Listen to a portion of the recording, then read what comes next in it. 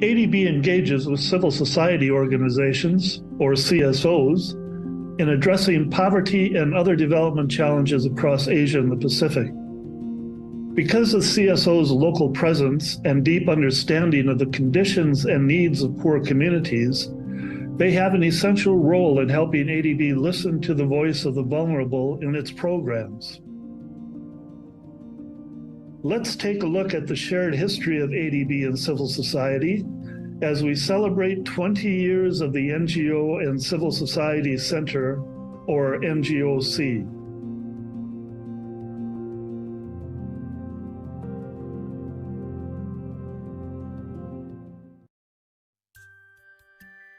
ADB traces its history of cooperation with CSOs back to the 1980s to provide context and engage with communities during project preparation. As ADB and NGO cooperation expanded through the years, ADB crafted its policy paper in 1987. Many other CSOs with which ADB collaborates has time and again demonstrated the wisdom of working more closely with CSOs who have injected crucial knowledge and tools into ADB operations over the years. Addressing rural poverty and creating jobs for women were among the goals of ADB's first direct funding support for NGOs, as implemented in projects starting in 1988. Cooperating with NGOs strengthens the effectiveness, sustainability, and quality of its operations. This is emphasized through the bank's policy on cooperation between ADB and non-government organizations in 1998. The 20 years of direct collaboration with civil society was set in motion when ADB President Tadao Chino reached out to NGO delegates during the 34th ADB annual meeting of the Board of Governors in 2001. Our first order of business was to prepare a strategy for guiding ADB CSO cooperation. Titled ADB Government NGO Cooperation, a Framework for Action 2003 to 2005, the strategy contained 5 overarching categories of recommendations and 24 actions to implement them.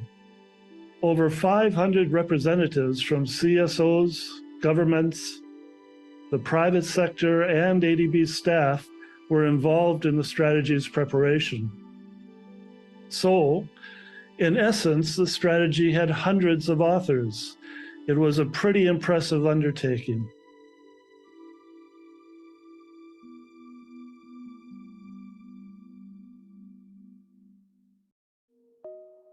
Supporting the right of people to request and receive information about ADB's activities is an important goal of ADB's public communication policies approved in 2005. Now superseded by the 2018 Access to Information Policy.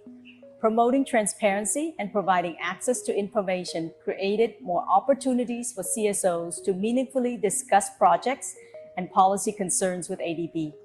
Throughout the 2000s, ADB's work with civil society continued to grow. Recognizing their important role in pursuing ADB Strategy 2020, alongside key policy reforms in the institution's safeguard policy.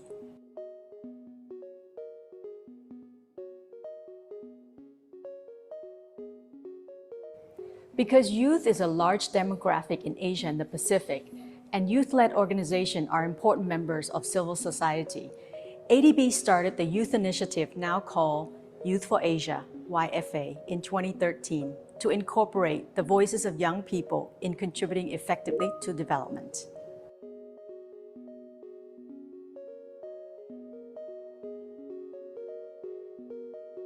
In 2016, the NGOC reviewed the state of ADB CSO cooperation and the changing roles of CSOs in response to regional and global trends and the Sustainable Development Goals, or the SDGs. In 2018, ADB approved its Strategy 2030. This long-term corporate strategy sets out how ADB can further explore grassroots participatory approaches and to increase CSO involvement in the design and implementation of ADB-supported projects and in the formulation and review of its institutional policies.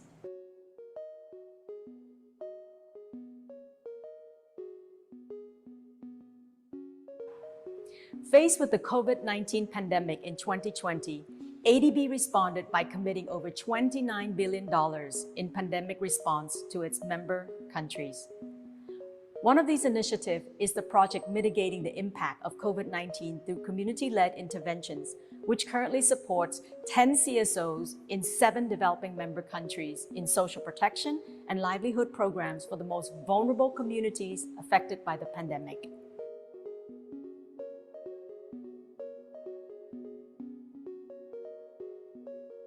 In 2020, the ADB updated its Corporate Results Framework Indicator, which accounts for meaningful CSO engagements in ADB finance sovereign projects.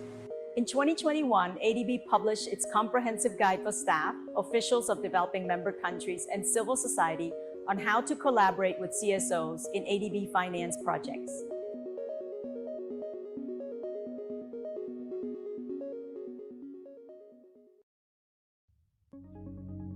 Looking ahead, ADB will continue to broaden and deepen our engagement with civil society in both our operations and policy work. We believe that to build an inclusive, resilient, and sustainable Asia and the Pacific, citizens and civil society must play a role to build and develop their country and to contribute to the Sustainable Development Goals.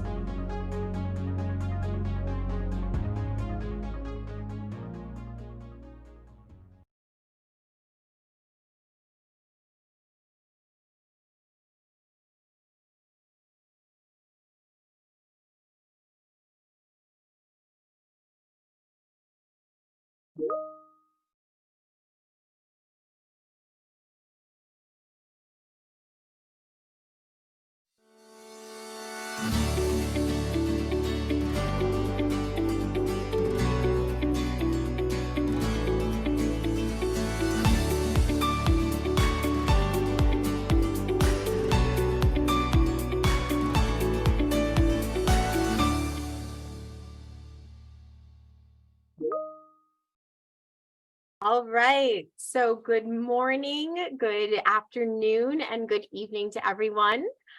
We have a very large audience with us here today, and we are so excited to welcome you to our first ever business opportunities session tailored for civil society organizations. So my name is Marina Best. I am a Senior Social Development Specialist at the NGO and Civil Society Center at ADB, and I will be your moderator as well as one presenter for this event. So we have an absolutely jam-packed program for you today that will begin with opening remarks from the head of ADB's NGO and Civil Society Center and our Director of Procurement. We will then cover how ADB and civil society work together in a broad sense before diving into the specifics of business opportunities for CSOs. And then finally, we will wrap up the first portion of the program with some lessons learned from one of our CSO partners. We will then have a short 15-minute break that will be followed by a workshop on how to sign up for and use our consultant management system, which is the primary interface for all of our partners. So you are welcome to stay for any and all of the sessions. However, if I can ask you to please fill out our evaluation, that would be very helpful to us as it helps us to constantly improve and provide information that is the most useful to you. So for that, we'll flash a QR code for the survey on the screen before the workshop portion of the session, as well as after, and also send around a link following the sessions. And finally, I want to emphasize that this session is intended to help you better understand ADB as an institution and how to competitively bid for projects with us. At the outset, I want to emphasize that we don't offer grant funding for our civil society partners, as I know that's oftentimes a question we receive, or receive any unsolicited proposals. We love you all as our civil society partners in our development programs, and we very much hope to have many opportunities to work with you in the future. So with those opening remarks, I will turn everything over to ADB's head of the NGO and Civil Society Center, Ms. Heidi Air Dupuis. Heidi, over to you. Thank you, Marina. Thank you very much, and welcome everyone to this session of ADB sharing on how civil society can take the opportunities to work closely with ADB on and the various opportunities that will be available. I'd like to thank, first of all, our colleague from the procurement department for collaborating with us in this effort, and all the people who make it possible to form all the logistics around getting everyone together online today to discuss business opportunities with civil society members. As you may have seen, some of you who had logged on earlier, we have a video that talked about ADB engagement at the policy level and the operation level. For the policy engagement, ADB usually has an event around our annual meeting, which is the first week of May. That civil society can sign up and register. And the registration is open now. I think Marina will share in her presentation, as well as my colleagues will put the link here in the chat for you. And we actually solicit proposal from civil society on panel discussions and topics that they would like to discuss at the annual meeting. And we usually have a very lively policy discussions and project sharing, information sharing at the annual meeting of the ADB in the first week of May. That's one area of work that NGO and Civil Society Center of ADB does to engage with civil society and to help connect civil society to ADB regional and project departments to have dialogues and conversations, as well as our policy groups. Another level that ADB engage and civil society with civil society is in the operation, which is what we're here to talk about today. And that is how civil society can further be a part of project implementation, be part of contributing to the development effectiveness agenda. As we know, when projects has engagements from communities and from civil society, it tends to make it a more robust project and project qualities, and for the sake of getting everyone on the same page and help to build their communities and their society. So this is what we're here to talk about today.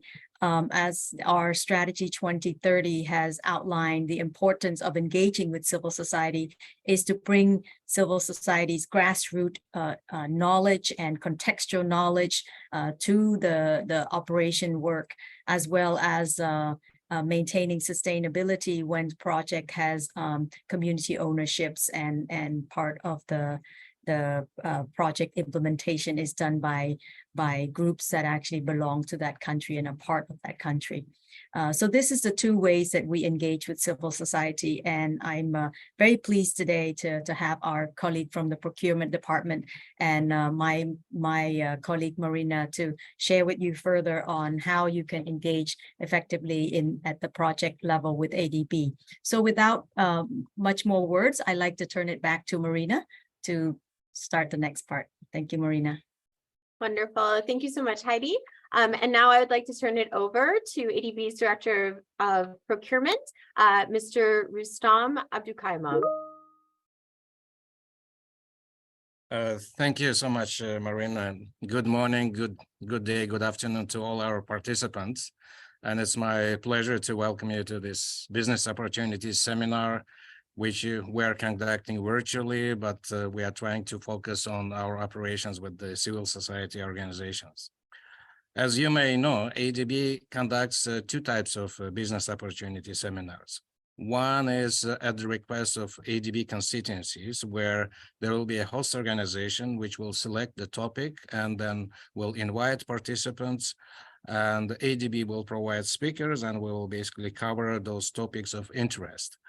Another type is when ADB initiates a business opportunity seminar based on our past experience, when we see a lot of questions or feedback from participants who are interested to learn more about a specific topic of interest, which are not covered at the other BOSs. And we have done several BOSs of that kind, covering topics like climate change, adaptation and mitigation.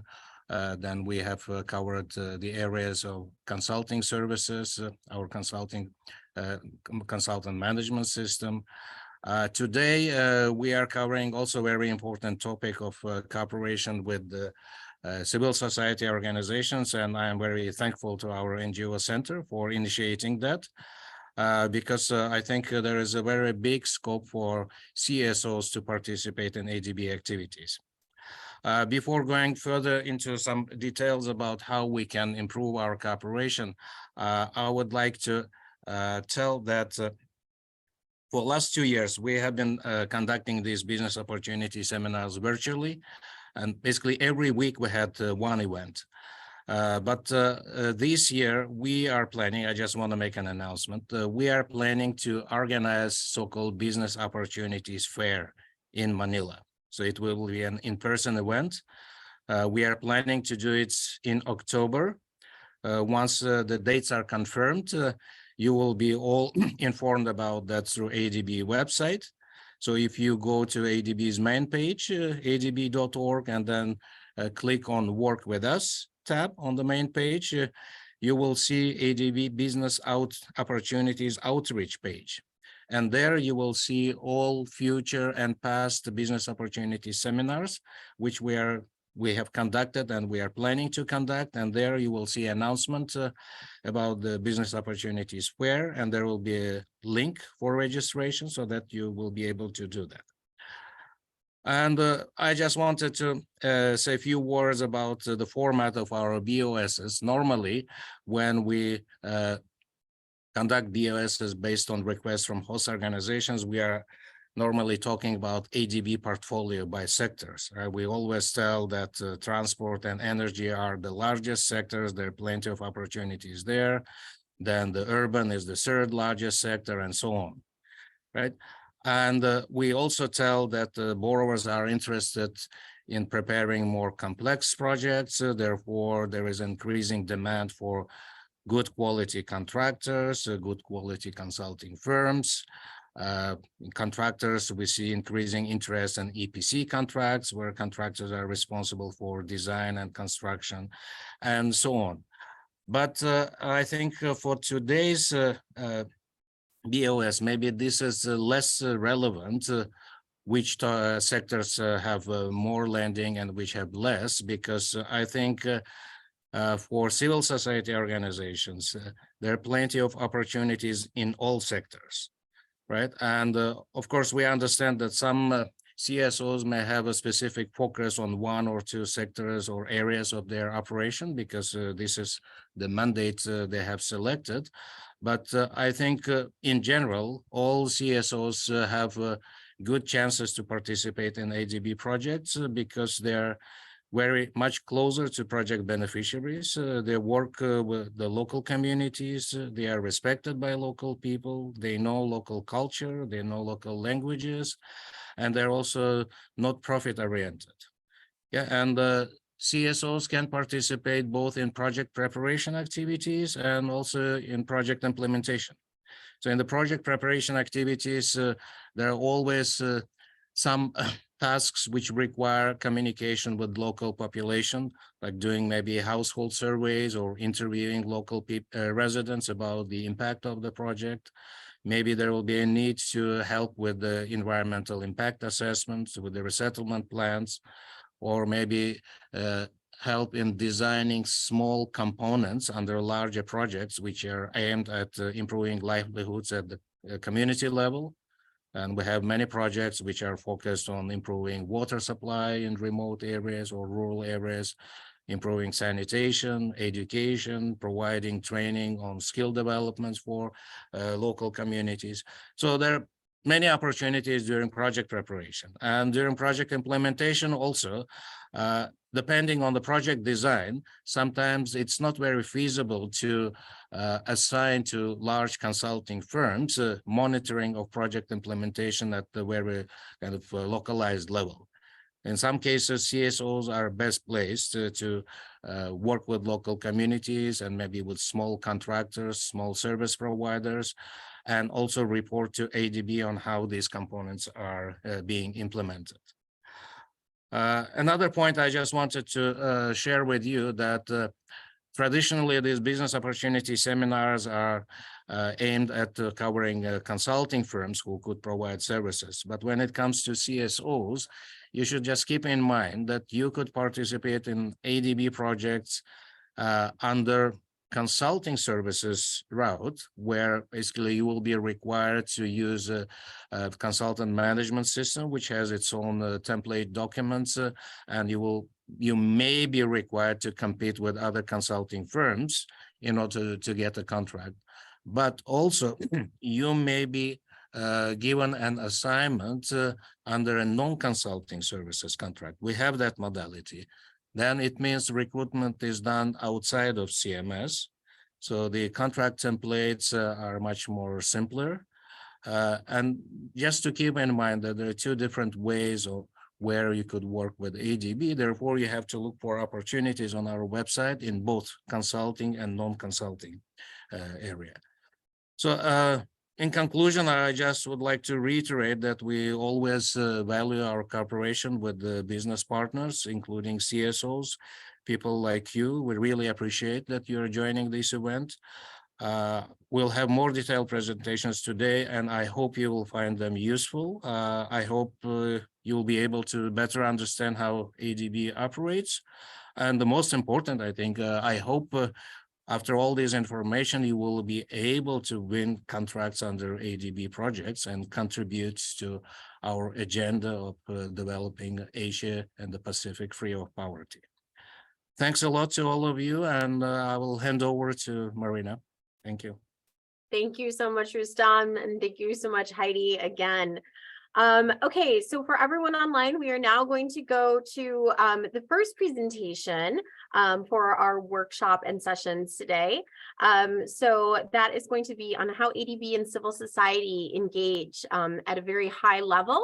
And so for the next session, we'll cover how you can identify procurement opportunities. But for now, we're going to focus on ADB and civil society from a very high level. All right, so can we pull up the presentation, please?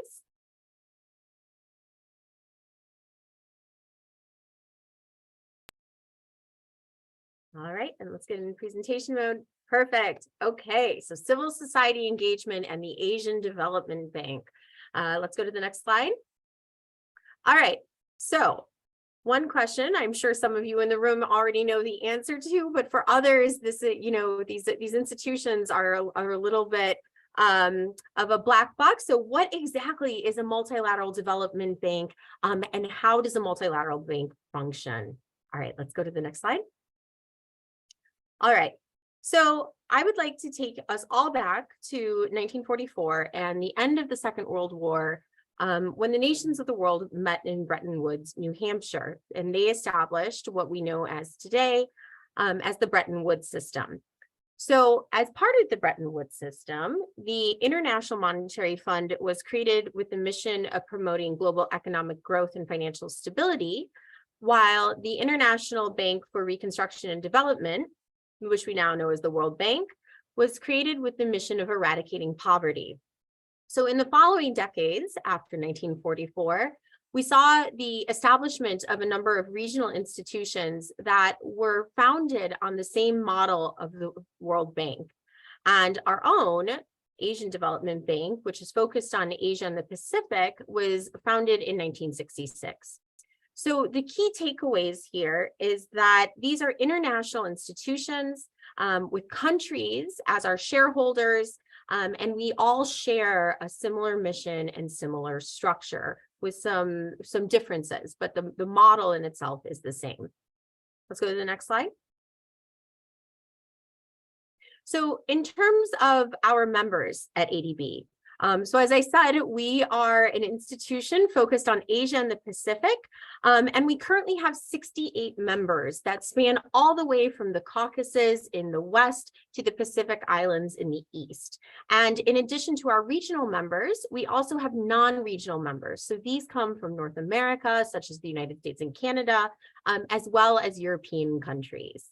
And within our membership of these 68 members, we divide our members into borrowing and non-borrowing countries. So our non-borrowing countries tend to be countries with a high GNP per capita such as Canada or Singapore. And our borrowing countries meet certain criteria on income thresholds and other criteria. And they are the ones where we conduct our operations.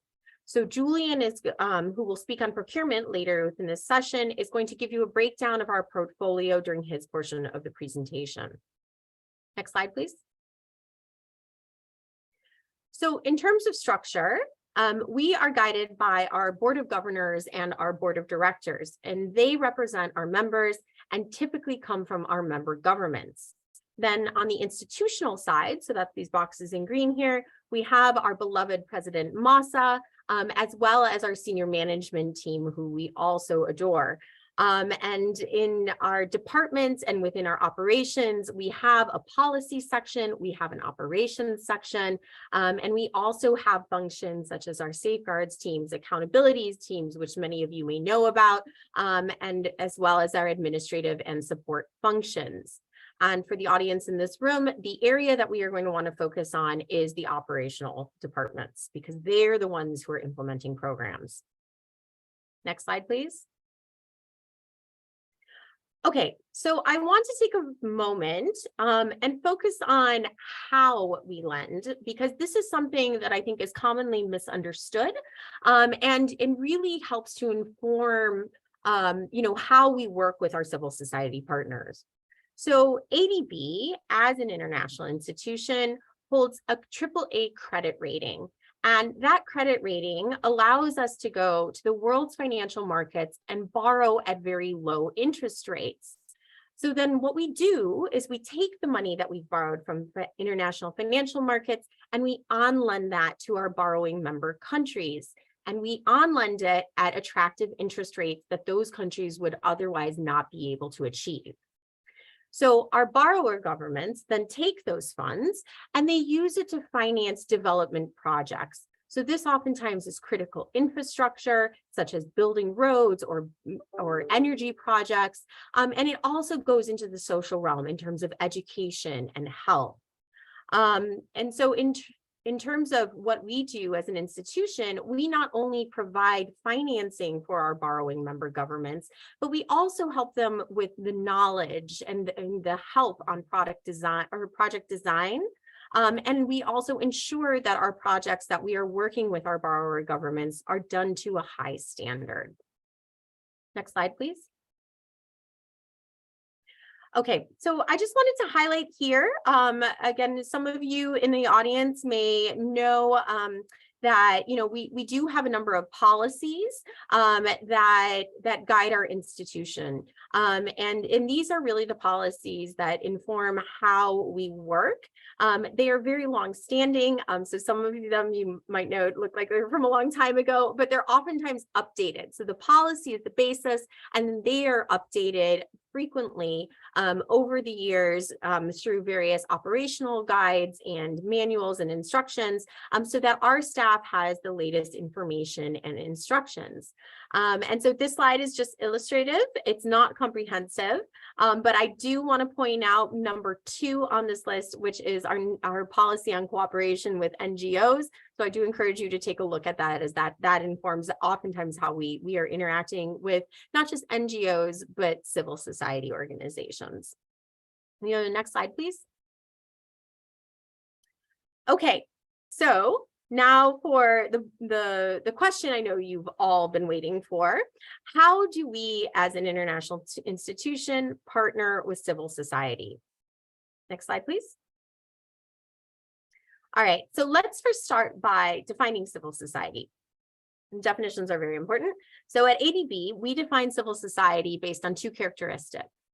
1, you're an organization that's not based in government, and 2, you were not created to earn a profit. So for all the private sector companies in the room, this is a civil society session, and this is not for you. It's only for our civil society partners. All right, can we go next slide, please?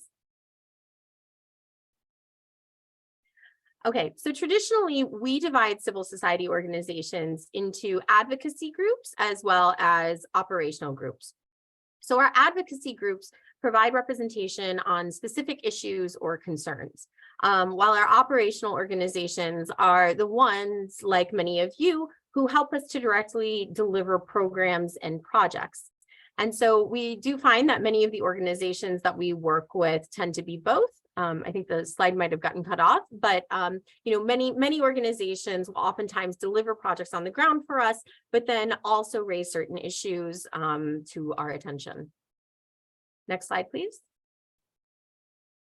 So talking about advocacy first, because we can just briefly cover it. So on the advocacy side, we oftentimes engage with groups on issues related to policy consultations. So this is when we're going through policy updates, such as the list that we looked at before. And we also work with advocacy groups, as I noted, on specific thematic issues. So for example, gender-based violence associated with infrastructure projects.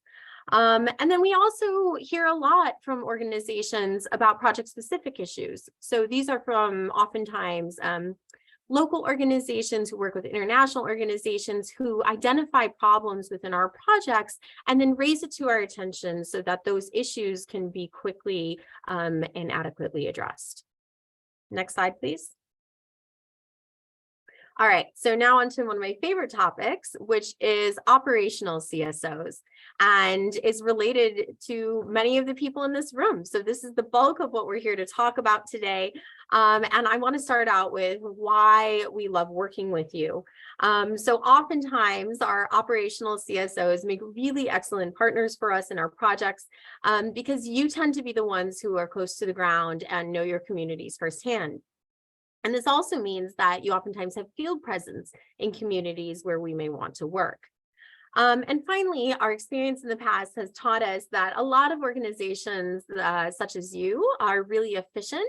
And because of that, just make really good partners for us in delivering projects both on time and within budget. So I encourage you all to apply to various projects and help us to keep up that good reputation. All right. So next slide okay. And so some of the ways that we work with operational CSOs, we oftentimes work with you through consultation processes and advisory processes. So this is, for example, CSOs participating in community outreach on ADB projects. So if we do a project, we want to do consultations with the community, CSOs are often well placed to do that. You also oftentimes deliver what we call project components. So for example, if we are doing a water project, operational CSOs will help us with issues such as working with the local community on training them on water sanitation and hygiene practices. So we see a lot of behavioral change work happening with our operational CSOs. And then finally, we have CSO specific funds. I want to emphasize that this is extremely rare. We do not often do this as an institution, but it has happened in the past. You will hear from our partners MRSS, who were part of a CSO specific fund for COVID-19 response. But I just wanted to highlight because they will be coming on later, but this is rare. So I'm not sure, it almost looks like the slide is cut off, but I do want to emphasize to everyone in the room here, though, the way that we work with CSOs is that we work with you as service providers. So we contract with you the same way that we would contract with a corporation. And so we do not offer grant funding. That is something that we get questions about a lot. We also receive proposals from different civil society organizations, and we are not able to take those proposals on board. So the best way to work with us is to go through this consultant management system that we are going to talk about later today, and bid on opportunities so that you can help us deliver better projects on the ground. And just to go a little bit more in depth on where we generally work with you, and this is more for the groups that have worked with us in the past and know many of sort of our institutional processes. Some of the more detailed things that we oftentimes see you doing or that are assisting and reaching communities, helping us with involuntary resettlement plans when communities have to be resettled due to our projects, Indigenous peoples plans when there are impacts on Indigenous populations, and gender action plans. We've also seen great CSO work in the assessment and monitoring of environmental impacts. delivering very tailored programs to vulnerable groups who we oftentimes might have trouble reaching. And also, as we've discussed already, providing training, capacity building, and mentoring programs with the local community. Next slide. All right, so this is the insider tip slide because, you know, as you are looking at bidding on contracts, I think there's a couple of very important things for you to keep in mind. And the first one, what you can do as an organization, you can anticipate what is coming. So at ADB, all of our information is transparently published. We have won multiple awards on publishing, you know, everything online. So that wealth of information is at your fingertips. So what you can do is you can look at something, for example, called the country partnership strategy. You Google the name of your country along with ADB country partnership strategy, and that outlines our strategy for that country for the next 3 years.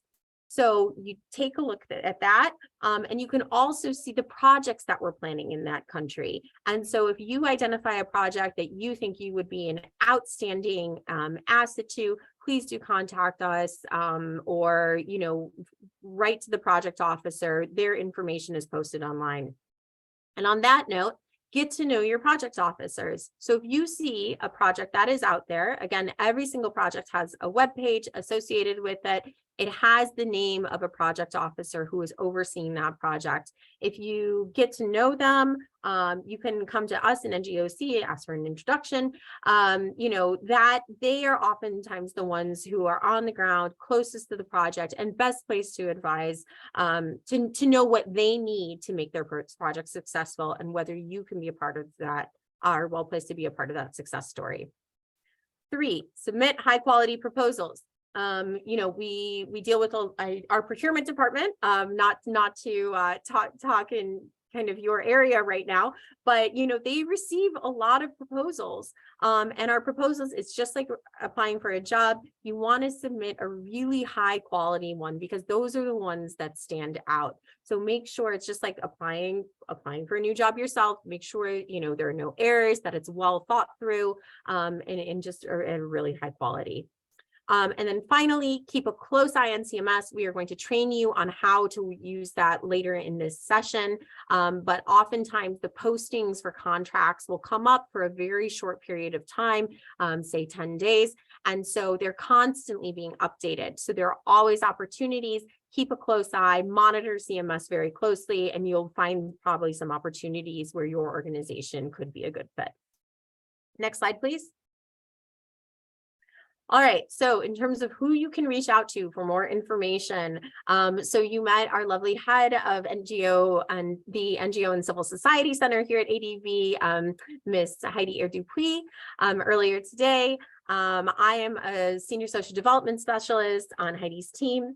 We also have the lovely Roselle Rosé, who's our senior social development officer, and the lovely Kate Malalay, who's our senior operations assistant. And so part of our role in NGOC is, if you identify a project, or if you have something very specific that you want to speak to, you can reach out and you can come to us, and we can serve as a point of contact for the institution.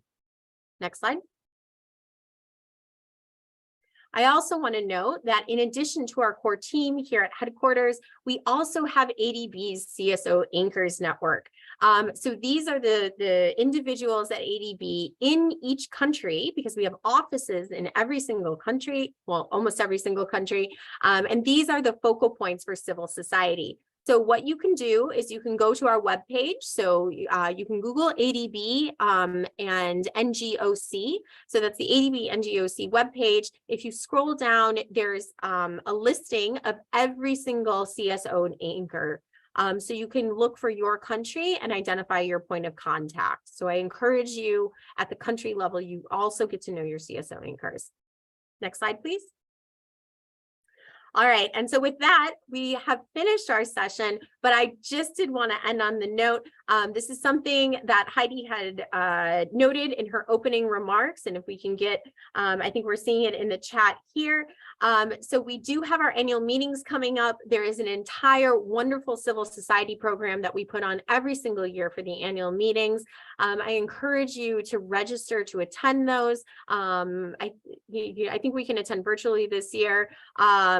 And there's also generally in person. COVID has messed everything up, so I apologize for that. But I encourage you to register for the annual meeting sessions. And then we are also looking for calls for proposals. So if your organization wants to talk about something, this is your opportunity to submit a really high quality, as we've discussed before, proposal and come speak at our annual meeting. So you can access that through the QR code here or through the chat box. Next slide. All right, so thank you, everybody. Please do, again, check out our webpage, follow our social media, reach out to us. Communication is great. And so with that, we're going to move on to our next presentation.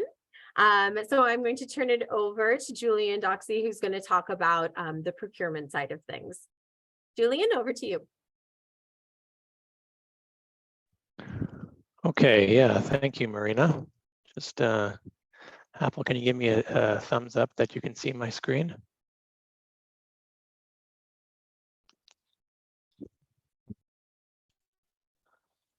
I'm going to assume yes. Okay, so thanks, Apple. Yeah, so yeah, good afternoon again, everyone. My name is Julian Dotsey, procurement specialist in the procurement department of the Asian Development Bank, and I'm going to spend the next hour or so taking you through some key considerations when it comes to doing business with ADB as a civil society organization, as well as taking you through our adb.org website and helping you identify sources of business opportunities, information, and other valuable points of reference on our website to help you do business more efficiently with us, okay? Because as you'll see later, essentially everything we do is on our website. We rank first for several years running now in the Aid Transparency Index. So you can, it's a really great resource for you, and I'm going to show you some tips on navigating it, okay? So specifically, I focus on consultancy and consulting services. And so I think that will be quite relevant for many of you in civil society organizations who are generally providing ADB with your intellectual services rather than, construction or supply of goods, although there may be cases where you or a civil society organization might be able to supply construction works or goods and services, but I think predominantly you'll be interested in the consultancy and services side of things. So we'll be speaking a bit more focused on that today as well. So yeah, I'll just take you through a bit of ADB operations, which Marina has already touched on.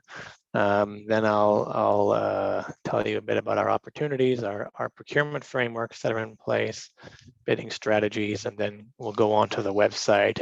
If my connection holds, I'll be able to give you a live demo of our website so that you can see where I'm going and you can follow along with me on your own screen as well.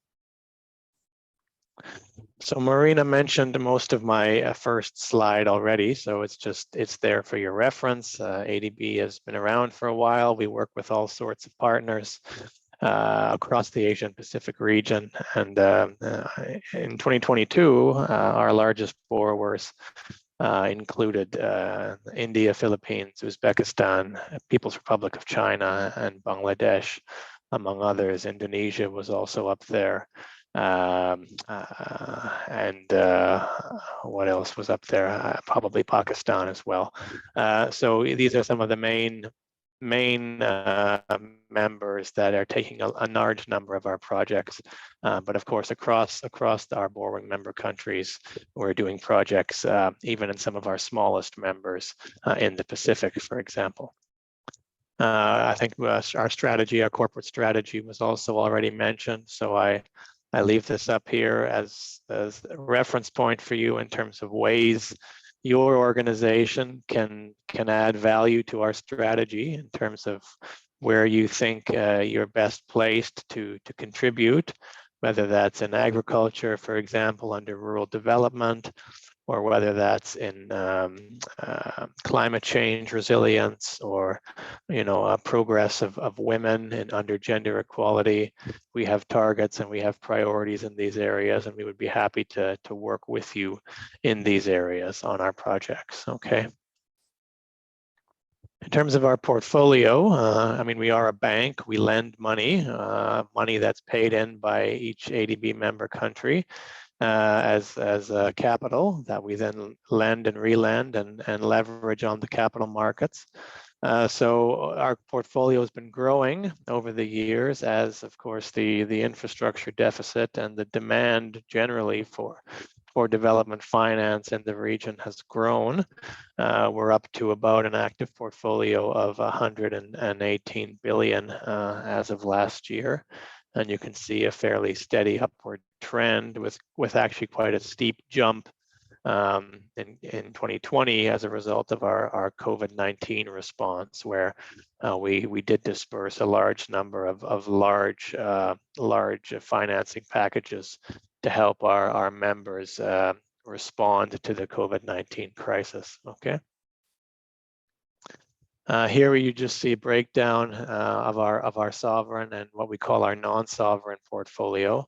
Non-sovereign is a word that you may not have heard before, but it's a word we use to describe when ADB gives a loan or a grant to a private sector or a company in one of our developing member countries. This is usually, for example, a loan or a risk guarantee. We also sometimes take equity in companies in the region. And then our sovereign portfolio, another word that may not be immediately familiar to you. This is when we give loans or grants to governments in our member countries themselves. Okay, so for example, the government of Pakistan comes to us and says we would like to build a road. So if we provide them, say, $100 million for that road as a loan, then that would be part of our sovereign portfolio. Whereas if an agribusiness company in Bangladesh comes to us and asks for a loan, that would be part of our non-sovereign portfolio. Okay. And you can see our breakdown by sector in terms of how and where our money is going, particularly in terms of procurement. So goods, works, and services. This is the current breakdown as of 2022. You'll see about 30% of our portfolio in and around the transport sector, 17% in water and urban infrastructure, 17% in health, 15% in energy, 12% in agriculture, and then smaller percentages in education, finance, ICT, industry, and public sector management. Okay, so these are broad categories we use to categorize our projects, but of course we also have multi-sector projects. We have projects that might be crossing, between or inclusive of two or more of these sectors. And just to flag, I mean, if you're in the health area in particular, you'll have seen, and if you've come to one of these BOSs in the past, you'll have seen quite a major jump in our percentage of our portfolio going into health financing, perhaps not surprising as a result of COVID-19. But I mean, I've been doing these seminars for a few years now, and I had to update my PowerPoint presentation, and my the health percentage has risen quite dramatically from, it used to be around 4 or 5% just 3 or 4 years ago, in line with education, and now it's jumped to 17%, and that's actual procurement as well. So if you're in the health sector, the COVID-19 crisis has certainly brought a lot of opportunities there in terms of ways to work with us, but also I think we're pivoting now in that financing towards more long-term system strengthening, hospital support and the like as well. So So, you know, a lot of opportunities there for the foreseeable future. If you're looking across region, many civil society organizations, of course, are focused on a particular country or a particular region. Here you can see how we're distributed. Quite a big portfolio across Central, West, and South Asia. As Marina mentioned, spanning as far west as Georgia, Azerbaijan, Armenia, and as far east as Kiribati, Nauru, Marshall Islands, Solomon Islands in the Pacific. Okay, so you can see our portfolio breakdowns here by region. But you know, even the smaller figure you see in the Pacific shouldn't necessarily dissuade you if you work in the Pacific, because of course, given the small countries in the Pacific, 3 billion is still a large amount of money, considering the small population, right? So the size of the projects may be smaller in some ways, but still sizable for the region, and often more interesting and complex given the unique challenges, the physical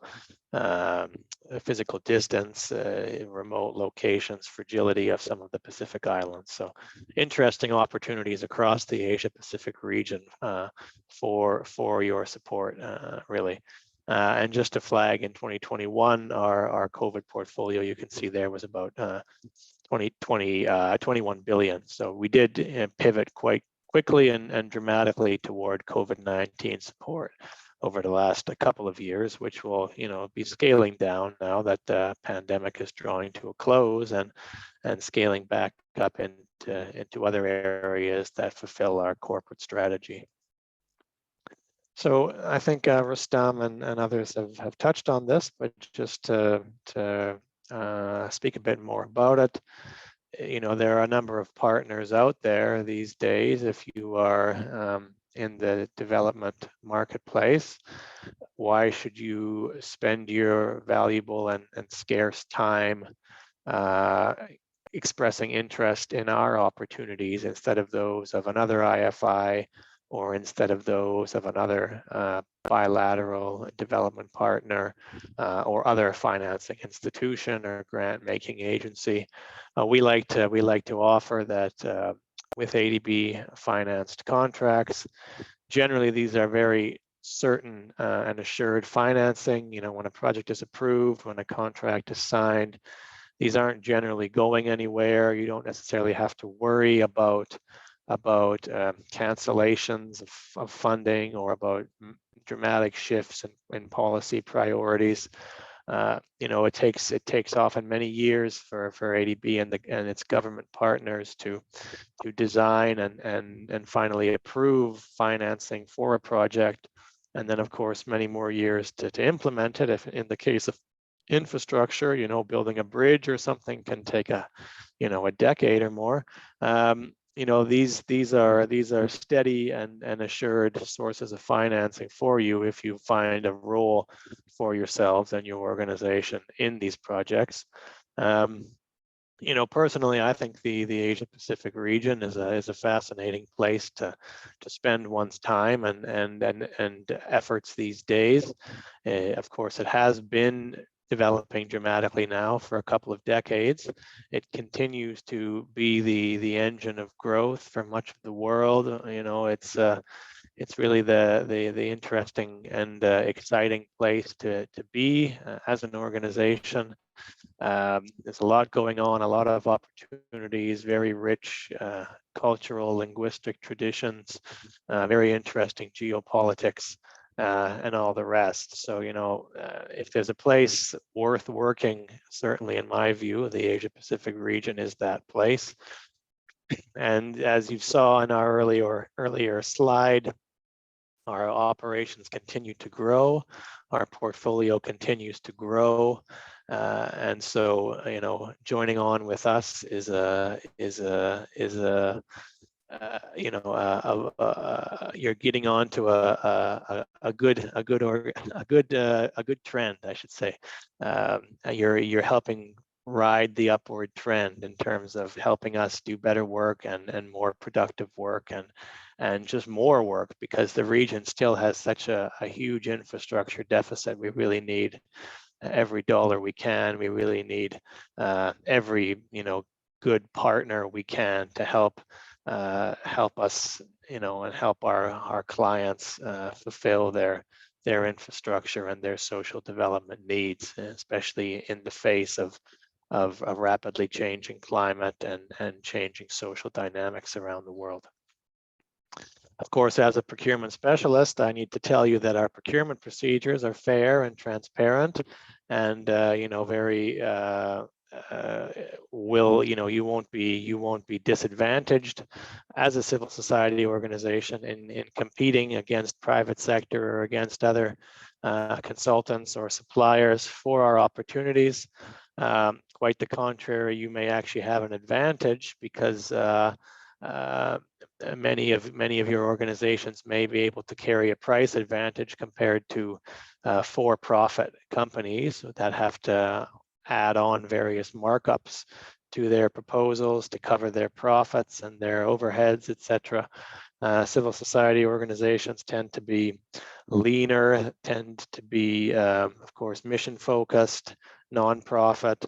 So in those ways, you can actually have a good financial advantage competing against for-profit firms when it comes to some of the selection methods we use, such as quality and cost-based selection, where there may be 80% weighting on quality and 20% weighting on cost. You could actually get quite a good score in that 20% rating on cost and help yourselves win the tender, for example. And of course, if you ever do suspect something odd or something not right going on in our projects, we have a strong integrity oversight. We have a strong compliance oversight with respect both to people who may have been disadvantaged by ADB projects through our compliance review panel and special project facilitator, where anyone can bring a complaint about how an ADB project may have adversely affected them, and an investigation will commence, but also with respect to anti-corruption, with respect to integrity, particularly in the procurement process. If you feel that there's been fraud or there's been collusion or bribery or something like this, either on an ADB assignment or an assignment from one of our government partners whom we financed, of course, we have an anti-corruption line open for you all year round, which you can call or email, provide us tips, and we will again commence an investigation and assess whether indeed corruption has occurred and take appropriate action if it has. Okay. Now, in terms of what kinds of opportunities are available for you, as I mentioned at the beginning, I think many of you will be interested in what you can offer in terms of intellectual or consulting services. But that doesn't close the door to you also bidding on supply of goods, on construction, civil works, or even on turnkey contracts if you feel that you're capable of delivering a component of these sorts of procurements. But as both I and Rustam mentioned, we have both consulting services and also non-consulting services, which is essentially, human delivery of policy advice, project preparation, surveys. For example, many civil society organizations at local level may be involved in household surveys or, village outreach or awareness raising. These types of human-led and human-centric interventions. This could come under either consulting services or non-consulting services, depending essentially on the extent to which these involve new types of research and intellectual contribution, or if it more relates to sort of standard service offerings, like a standard training or a standard survey. It may come under non-consulting services instead, and the procurement procedures are a little bit different, but not overly so. Okay, and you would qualify as civil society under any of these areas, really, if you have the right business offer for us. So a bit more on procurement in 2022. This is hot off the press. Hasn't actually been published yet, so you're one of the first to see it. It will be published in a month or two. Our 2022 procurement data, you'll see we've done about 6,000 contracts overall for about $9 billion. That's not $9,000, that's $9 billion, okay? So of that, we had about 800 contracts or $2 billion spent on the supply of goods, 1,100 contracts, about $6 billion spent on construction and works. And again, most of interest probably to you, about 3,600 contracts on consultancy services and another 700 on non-consultancy services, to the tune of about 1.3 or $1.4 billion. Okay, so quite a sizable amount of intellectual services that we're procuring both directly and through our government partners and clients. Okay. Now, in terms of the ADB project cycle, I just wanted to flag here areas that civil society and of course service providers more generally can engage across our project cycle, because we are a project-based institution. We, as I said earlier, we receive requests from governments or from the private sector to finance particular projects, be that, you know, a solar panel park or a new bridge or a new school. These are all discrete projects, right? As Marina mentioned at the beginning, we don't provide sort of core grant financing or kind of, you know, core operational support. We provide project-based financing. Okay, so of course we then follow a standard project cycle. At the beginning of it all, we sit down every few years with each of our member country governments, and we agree with them what's called a partnership strategy and a business plan, essentially, of which projects we'll work with them on to design and approve in the next few years. So for example, you know, maybe we sit down in 2020 with the People's Republic of China and we say, okay, PRC, in the next 5 years, we will work with you to develop these 3 irrigation projects, these 2 education projects, these 4 transport projects, and, you know, these 2 health projects. And that becomes the pipeline for the next 5 years.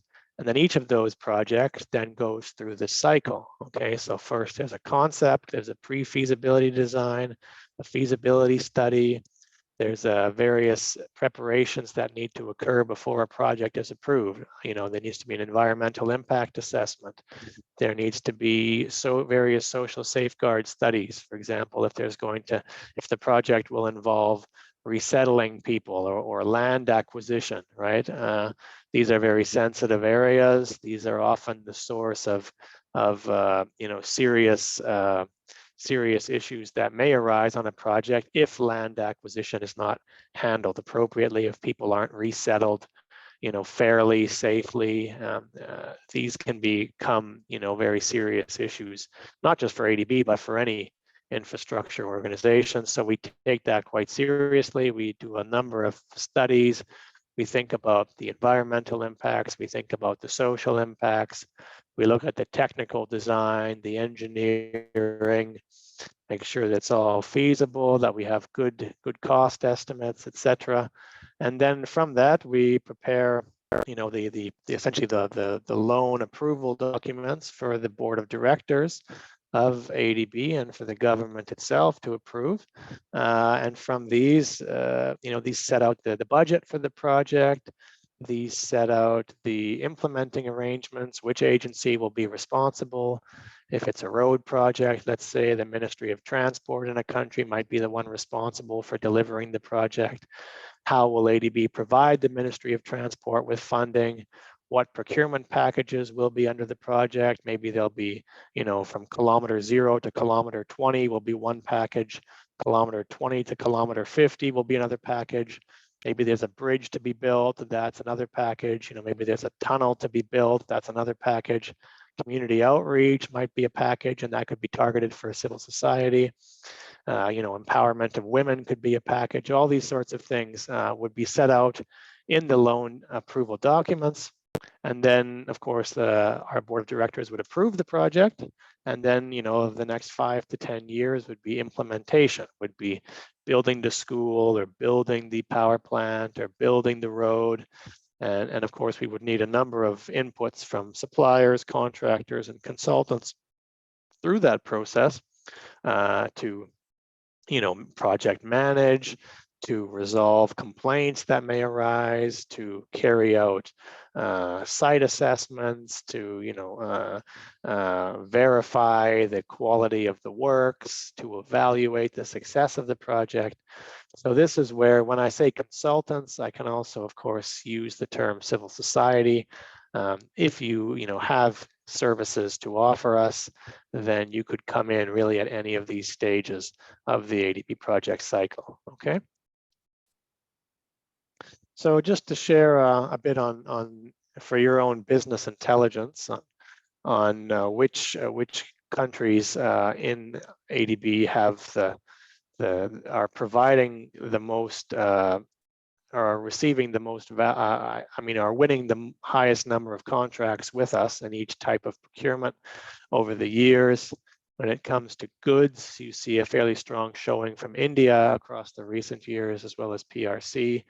So this is in terms of Indian registered companies or civil society organizations that have won contracts with ADB to provide goods like medical equipment, vaccines, school textbooks, whatever. These would be goods contracts, and you can see the top 5 supplier nationalities across the years there. So in 2022, we have India, PR China, Hong Kong, Bangladesh, and Singapore were the top suppliers. In 2021, again, PRC, Bangladesh, Philippines, India, Denmark, and so on. For work, civil works or construction, a bit of a different profile. In 2022, we have PRC companies have the highest number of contracts won, followed by Republic of Korea, India, and then Spain and Pakistan. In 2021, India, PRC, Vietnam, Pakistan, and Indonesia. Okay, so these things kind of go up and down depending on which companies win contracts each year. For consultancy, it's always a bit different. We have a bit more representation on the top 5 list, particularly from some of our developed member countries. So you'll see a showing across there from the United States, from Australia, from the United Kingdom, France, Japan, okay, but also still a fairly good showing from India, from Bangladesh, Republic of Korea, and so on, okay. So again, civil society inputs, if you're winning a contract with us as an ADB consultant, you would also be, part of these statistics, okay. And again, now I just show you a few of the top suppliers. These are companies or entities which you might consider reaching out to, talking about doing business with on an ADB project. Perhaps your entity could come in as a subcontractor with them as a prime, for example, and that's often a good way in the door to ADB business opportunities.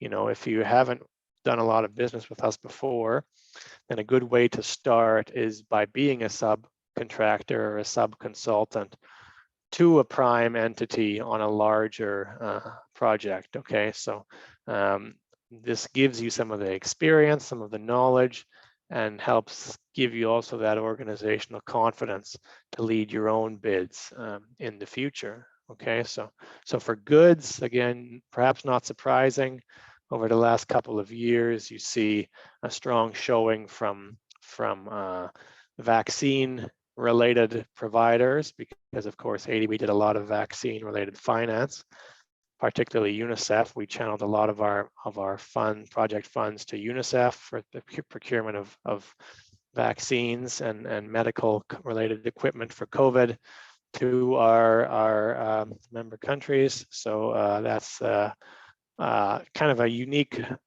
statistic over these last couple of years. I wouldn't expect UNICEF to continue showing up in this top 10 list or top 5 list, in 5 years' time. But certainly during COVID, you see Sinovac as well there, won a lot of contracts for this COVID response. For the supply of works, you'll see some big names up there, Larsen and Toubro, which is an Indian entity, win quite a number of contracts under our projects, Siemens, China Railway Group, and others. Okay, so you can see also the scale at which they're winning. So again, good names to potentially reach out to if you'd like to get involved in some of the construction works going on under ADB financed projects.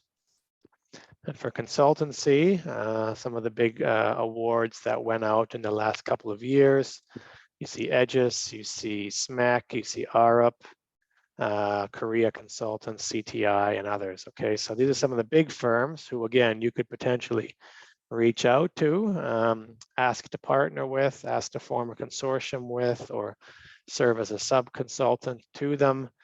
So they might win a big, $5 or $10 million project for consulting services with us, and you could come in as a civil society organization, maybe on a $100,000 or a $500,000 type of subcontract to deliver some discrete, monitoring and evaluation services or survey services, training services, maybe women's empowerment or gender outreach or these kinds of things. And in that way, be building your experience with ADB, and again, giving your firm more project experience so that you could eventually lead your own bid to us for a whole consultancy contract to yourselves. Okay. Now, if you'd like to dig into these data a bit more, we have a website. It's called ProcDash. The URL is there at the bottom.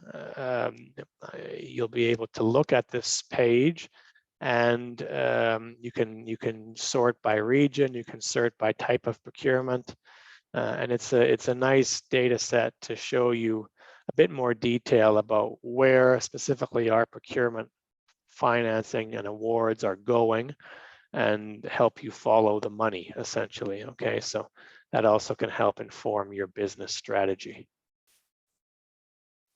Let's talk about rules for a few minutes, and what it means to bid for an ADB contract, an ADB financed contract. Of course, as you may know, as a public international organization, we do follow public procurement rules, and the same type of rules that you may encounter if you bid for projects with a government in any of your member countries. We follow, similar principles and similar rules to public procurement. We don't follow private sector rules for public procurement, which, there aren't necessarily rules. I mean, the private sector follow a model of relational contracting. They may sign with a supplier and keep that supplier on for decades, right? But of course, with public sector organizations, we have to take a transactional approach. And that means each new contract is a new procurement exercise. They're usually publicly advertised, unless there's a good reason not to advertise them. We have to justify internally. There's an open competition. All of 80 firms across ADB's 68 member countries are capable of bidding in most cases. And so you compete, and the best firm or the best individual wins. And that's the basic nature of public procurement, right? So of course, underneath that, there are a variety of procedural rules. We don't have to talk about all of them today, but just to give you a sense of where you can find more information about these. We have, actually, it's a bit confusing these days because we have two different sets of rules. One for all projects that have been approved after 2017, which is most of them these days, but there are still some projects hanging around that were approved before 2017, and those ones use a different old set of rules, okay? So that's just an important thing to distinguish. If you're aware of a project that was approved, say, 10 years ago and it's still going on, and there's an advertisement for a package underneath that project, chances are the rules that will govern the procurement are this green and red book, we call them, the old procurement guidelines, whereas new projects are following these blue books, the procurement policy and the procurement regulations. Okay, so in there you can find the detailed procedures that guide ADB finance procurements in our new projects. Okay. Of course, we follow basic public procurement principles. We want to get best value for our money, and we do so, by ensuring a fair and transparent process that also focuses on efficiency, quality, and economy. Okay. Our procurement cycle follows the project cycle. When we plan, we also plan the procurement of the project. When we implement, we then go for bidding. We put out the public advertisements. We bid, we evaluate the bids that we receive. We award contracts. Then we manage those contracts, and then we close those contracts. So quite similar to the project cycle itself.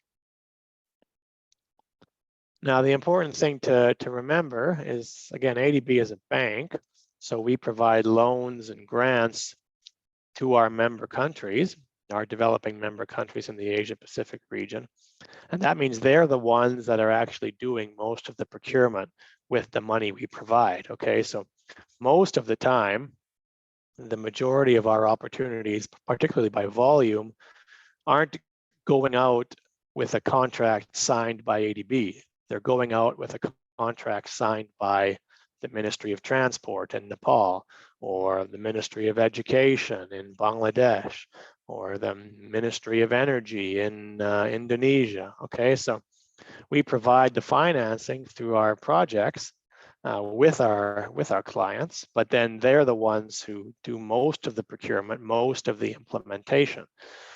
So this is important to remember, because we post all of these advertisements on our website, but ultimately you would be signing a contract, usually with the agency involved, what we call the executing or the implementing agency of that project. So for example, if it's a solar project in Indonesia, again, you might be signing a contract and having your proposal evaluated by the Ministry of Energy in Indonesia, not by ADB. ADB would oversee the process.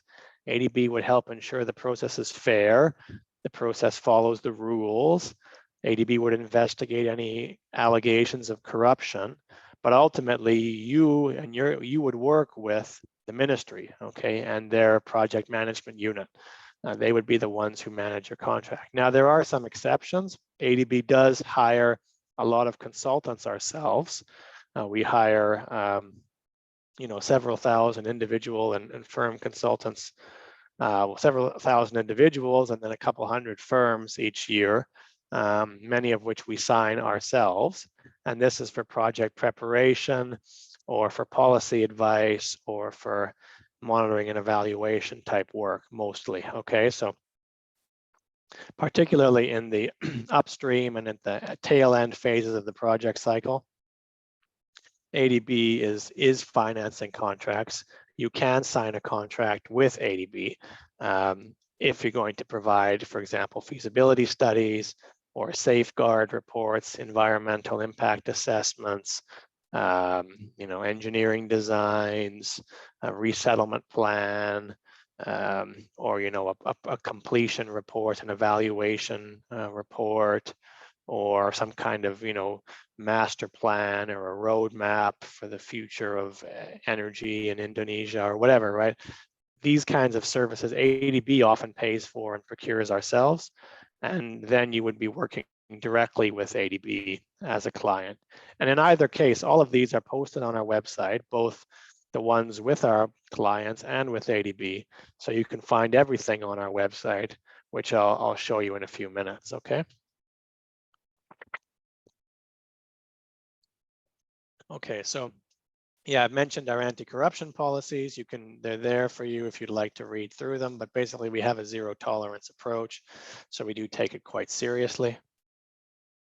I'll just spend a couple of minutes on consultancy because I know many civil society organizations would be interested in providing ADB projects with intellectual services. So essentially, we can hire both as individuals and as a firm or as an entity. We use the word firm, but we also, that's a term that's inclusive, okay? So it includes NGOs, it includes civil society organizations. When we talk about consultants, we include all these types. We include academics, we include universities, okay? We just use the word consulting firm or consultant, but this is also inclusive of any legally established entity, essentially, okay? So nonprofit or for-profit, you can work with ADB projects as a consultant, okay? So as I said, most of it goes out through our government partners, but ADB also finances and signs contracts with consultants that we call staff consultants, and also under what we call technical assistance, which is usually the money we spend to help prepare a project upfront, okay? You're eligible to work with ADB, generally speaking, if you are legally incorporated in an ADB member country, okay? This is particularly the case for entities. In some cases, we have what's called universal procurement. And in that case, anyone in the whole world essentially can work with us, except for anyone that may be ineligible because of UN Security Council sanctions. Okay, so there are some exceptions. The UN Security Council, we respect their sanctions. So there are currently sanctions on the Democratic People's Republic of Korea, otherwise known as North Korea. There's some sanctions on Libya, some sanctions on Iran or Iraq. So, there's certain places that can't work with us regardless because of UN Security Council sanctions. But otherwise, if universal procurement applies, then anyone else in the world can work with us. But most of the time, eligibility is restricted to those from our member countries, okay, our 68 member countries. So if you're a civil society organization incorporated in one of our member countries, then you're safe and you're capable of working with us. And when it comes to people on your team that you might hire, what matters for us is that they don't actually have to be a member, a citizen of an ADB member country, okay? And what we have what is called international or national consultants.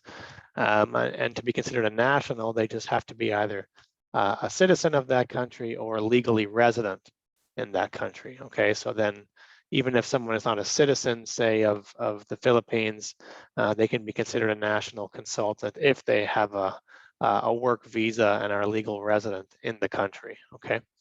So those are just some rules you'll see in our procurement framework if you look through it. For consultants, generally what happens, of course, we prepare a terms of reference, and a budget, we advertise it, we shortlist a number of firms or individuals. For firms, then we do a request for proposals process. We evaluate those proposals, we negotiate a contract, okay? For individuals, it goes right from shortlisting to negotiation with the first ranked individual or the person with the best CV, essentially. We have 6 standard methods plus 1 pilot method for recruiting firms. Again, I use the word firms, but this is an inclusive term that would also include civil society. What's called quality and cost-based selection, quality-based selection, consultants qualification selection, fixed budget selection, least cost selection, and direct contracting. So you'll need to familiarize yourselves with the sort of unique rules of each of these. They're mostly kind of the same. There's just a few kind of differences in terms of how cost is evaluated. And you know, of course, direct contracting, there's no advertisement. We just negotiate directly with a single firm if there's a you know, a business case to do so. We also have a new pilot method. It's called simplified consultants qualification selection. It's a single stage process that we've launched earlier last year, and it aims to save time. It aims to be a faster way of ADB to hire firms for its projects. Okay, so some details there if you're interested. And just to show you a comparison between our existing methods and this new pilot method, you can see it's our existing methods are 2-stage essentially. They have a shortlisting stage and then an RFP stage, whereas this new method is just a single stage. Okay, so it's the advertisement is already a proposal, and then it goes straight into evaluation and negotiations. Okay. So yeah, last bit here on bidding strategies. Because this is a civil society forum, I put this guidance note up.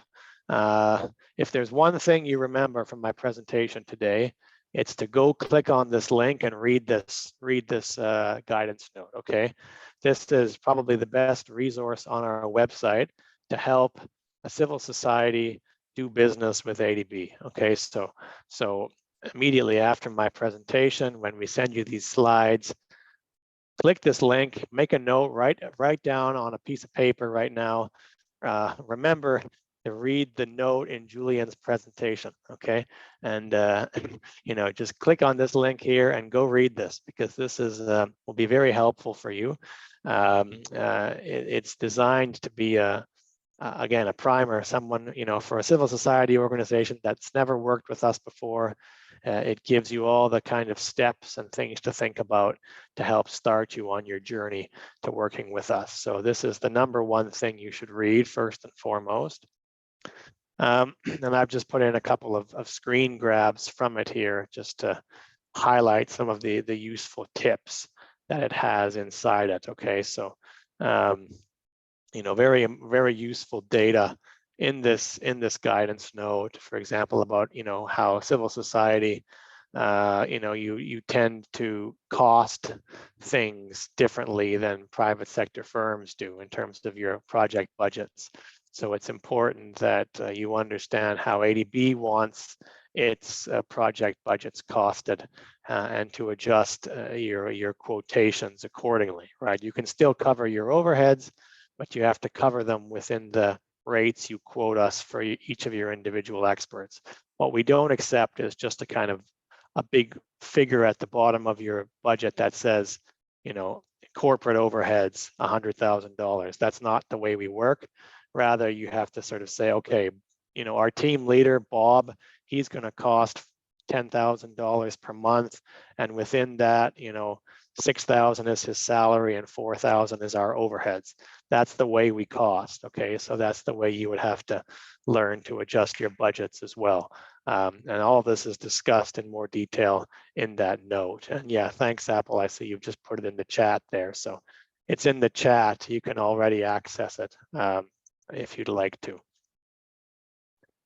Yeah, and you know, I think as Marina mentioned as well, we're not doing core financing here, we're doing project financing. So again, the note gives you some tips like this.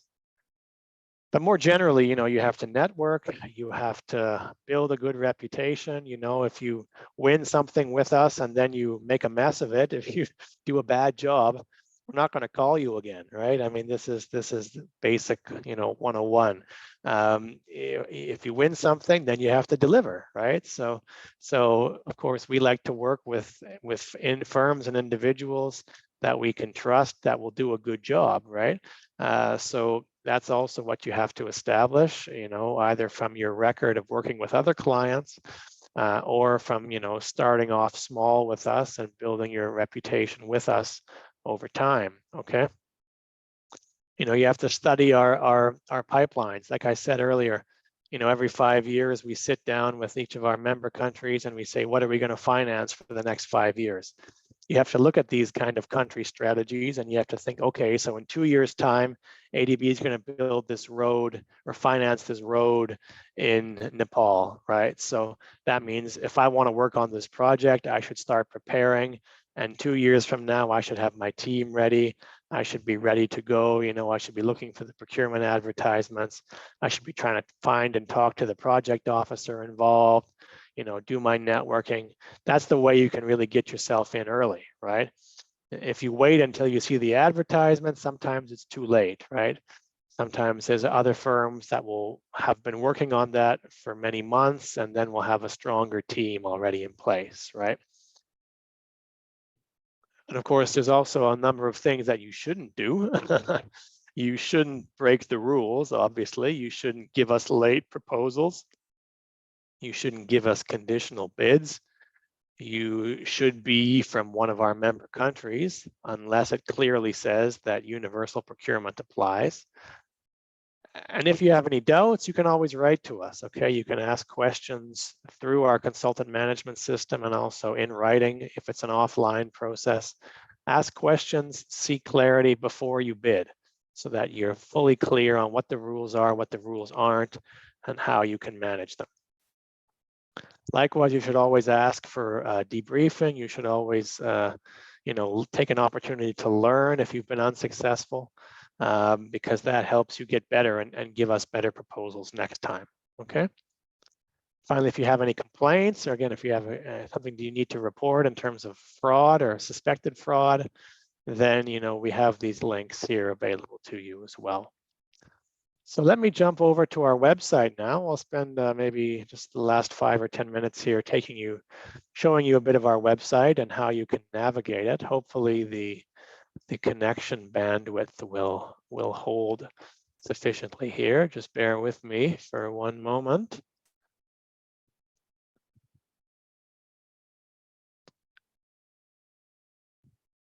Is that working?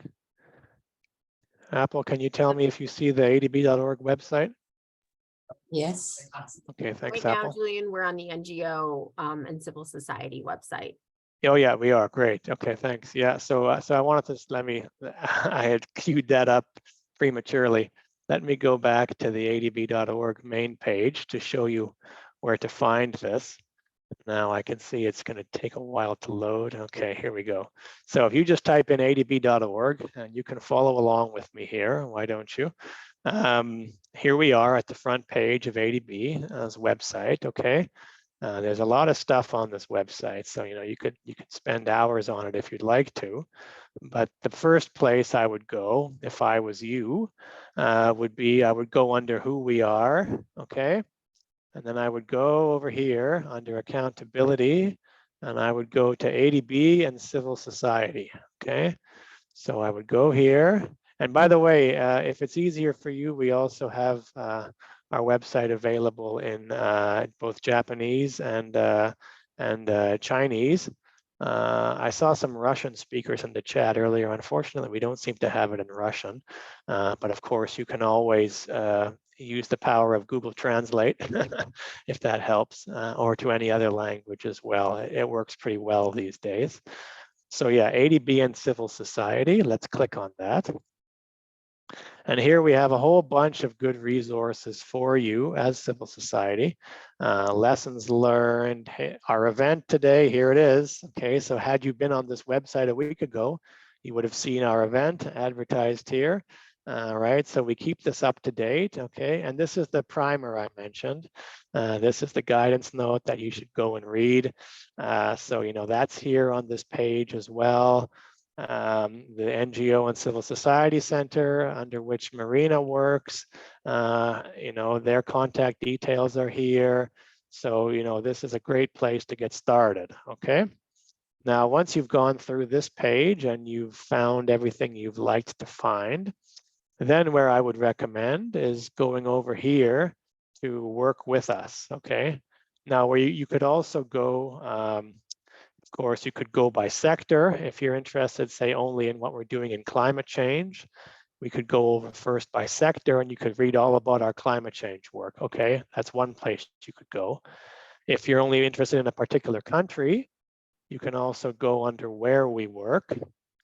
Sorry, this is a little bit slow here. And then you could also search just by country. So let's look at what we're doing in Uzbekistan, okay? So again, if you're interested in Uzbekistan, if you work in Uzbekistan, then you can find everything related to Uzbekistan by going to where we work and clicking on Uzbekistan, right? And you'll see our statistics, you'll see contact people, you know, we have an office in Tashkent, you can go visit them if you'd like. You know, you can see all of our projects going on there, etc. You can see our economic forecasts. So by country, you get everything here, okay? Now, if you want business opportunities stuff, this is where you come to work with us, okay? Here you see all the kinds of procurement, investors, and information about working with ADB. And of course, if you want a job with us, you can also go here to careers as well. But let's focus on procurement today. This is not a careers fair, but yeah, so if we talk about procurement, our opportunities, you'll see a number of good pages here, okay, that tell you a lot about how to work with us and our live opportunities. So for example, you could click on this civil society link right here. And what this will bring you to is a list of frequently asked questions and relevant notes specifically for civil society organizations, like a question, how can NGOs become consultants? Well, let's click on that. And here you have an answer, okay? I mean, it's a short little answer, but it helps get you started, okay? And where, like, if you're brand new to this, you can get started from some of these frequently asked questions, okay? Where are the business opportunities? You know, the same things I've been talking about this hour. If you need a refresher, these kinds of questions are here for you, okay? Now, if we go back to work with us and under operational procurement, this is where you can find out more about, again, what I've been telling you for the last hour, you know, our consulting opportunities, our construction opportunities. We've got where you can submit complaints. We've got our system, our consultant management system, where you can bid for ADB projects, okay? We've got the rule books here, like I told you about. These are the different rule books. And we've got some videos and other media stuff as well, okay? So all that's here for you under operational procurement. If you're interested in institutional procurement, this is different. This is essentially what this is if you would like to supply chairs or meals or computers to ADB's offices. You know, I'm on my ADB laptop right now. ADB had to buy that laptop somehow. Then that's institutional procurement, okay? So that's, you know, if you're interested in that side of things, maybe less relevant for civil society, honestly, unless, again, you're supplying chairs or carpets or something. But anyways, that's all here for you as well, okay? Now we go to, if you're interested in keeping tabs on our business outreach events, Rustam earlier mentioned that we're having a business opportunities fair in October of this year. You'll be able to find more information about that on this part of the website soon, okay? And also all of our seminars, you find the information of that here as well, okay? So here we see the link to today's event. Soon you will find, of course, here is still the registration form, but soon you will find the PowerPoint presentation and all the other materials from all of our past events on this page, okay? And finally, the most important page of all is this projects and tenders page, okay? So just, I went that a bit quick. You go back, procurement and outreach, projects and tenders. This is where the money is, okay? This is where you actually find the opportunities. So this is a very powerful page. This is probably the most important page on our website, at least in terms of financing. So, you know, you need to spend a lot of time on this page, okay? You'll see it has 3 different pieces to it: projects, documents, and tenders, okay? It looks a bit funny because I use dark mode. Sorry about that. I just realized that it probably doesn't look the same for you because I like to use dark mode. But anyways, you can see, for example, all of ADB's approved ongoing projects here.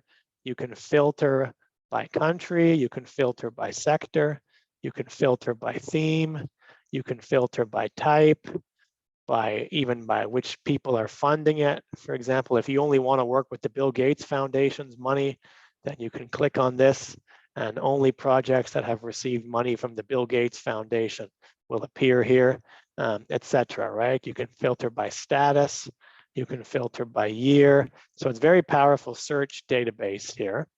So let's just go, for example, I want to see all projects in Nepal, and I want to see all projects that are in the Nepal transport sector. And now let's press apply. And here we see, okay. Interestingly, the first hit is sexual exploitation, but I guess it's tagged as Nepal and it's tagged as transport. Of course, it's not directly a roads project, but of course it must be working in the transport sector more generally. But here we see, okay, master plan for road connectivity, sub-regional economic cooperation. Of course, that's a trade project, and trade usually involves movement of goods, right? We see aviation sector, and you can see status, right? Active, that means it's already approved, it's ongoing. And okay, we keep clicking into this. Then what you can see also is you can see who the project officer is. Malika, I actually know her, she's a nice lady. You can email her, you can press this button, and you can say, you know, please tell me more about your project, right? You fill in this form, and you reach out on a project by project basis, okay? You can find details about the project here. You can find, you know, the approval report, okay? So if we click into this, this is the document that actually approved the project itself. It gives the, you know, the budget, it gives the procurement packages, it gives the design and monitoring framework of the log frame. You can go through it and you can see, you know, in detail, what is this project going to do? Where is it going to work? How much money is it? This is a $2 million project, okay? You can see the rationale for the project, etc. You can see the outputs of the project. And I just want to see, yeah, in this case, for example, you see, okay, in terms of the implementation arrangements, this is an important place to look. They're going to hire $430,000 worth of international consultants, and they're also going to hire $420,000 of national consultants, right? So if you're a business development officer, you're coming to these kinds of places and you're saying, okay, right, in the next 2 years, this project is hiring these consultants and we're interested in this project, so we're going to keep our eyes on this, right? So that's kind of what you're looking for. Just going back, we can also find that under tenders, okay? So here you see all the active tenders and also contracts awarded under the project. And actually you can see right now there are 6 tenders open under this project for consultants. So you could actually go right now today and you could apply for this. Let's click on this one. This one's in Nepal. National Consultant for Gender-Based Violence. You see it takes us right into our consultant management system. And here we are. They need a national, a Nepali citizen, or a Nepali permanent resident. They're going to pay, you know, roughly 36,000, depending on, you know, your own rate, etc., for about 200 working days. Okay. And you can find the terms of reference. You're going to be working on sexual exploitation.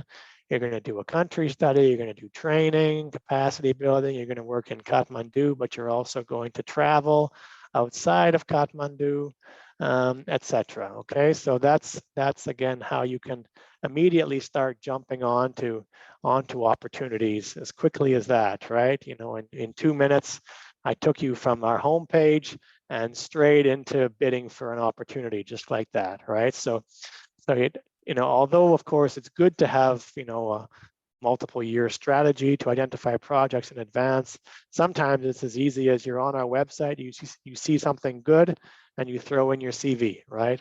So, you know, you can also always give these kinds of things a shot. So yeah, this page is very powerful, okay? You can, again, you search by project. Let's try searching by tender, okay? So here again, let's look at all tenders that are active in Bangladesh. Julian, And sorry. Julian, can yeah. I interrupt really quickly? We are running out of time because we do need to switch to the next section. So Okay, yeah, I'm almost done. Go through this quickly. Yep, thank you. Sure, yeah, I'll just finish up on this page. So yeah, we got, let's just say, okay, all tenders in Bangladesh, and let's look at all consulting firms, okay? So we click apply again, and here we go, 152 opportunities for consulting firms in Bangladesh. We see several that are active. You know, there's one about climate change adaptation in Maldives. There's one, I'm not sure why that's tagged as Bangladesh. Anyways, must be a regional project. Okay, one about educational management, etc. Okay, so this is again a great way to find active opportunities and also to find project information that helps you identify key opportunities with us. Okay, so lots more to find on our website. I would leave you with one last thing, which is down at the bottom here, we have what's called subscriber services. So if you click on this, what this does is you can set up email alerts to come to your inbox every day, okay? With procurement notices, with project information, you can turn them all on. You can set it to daily or weekly. You put in your email address here, and then every day ADB will email you with all the new stuff on our website, okay? So this can be very helpful as well. Instead of having to come on our website every day, you just put your email here. You can get it sent into your inbox every day. We also have RSS feed.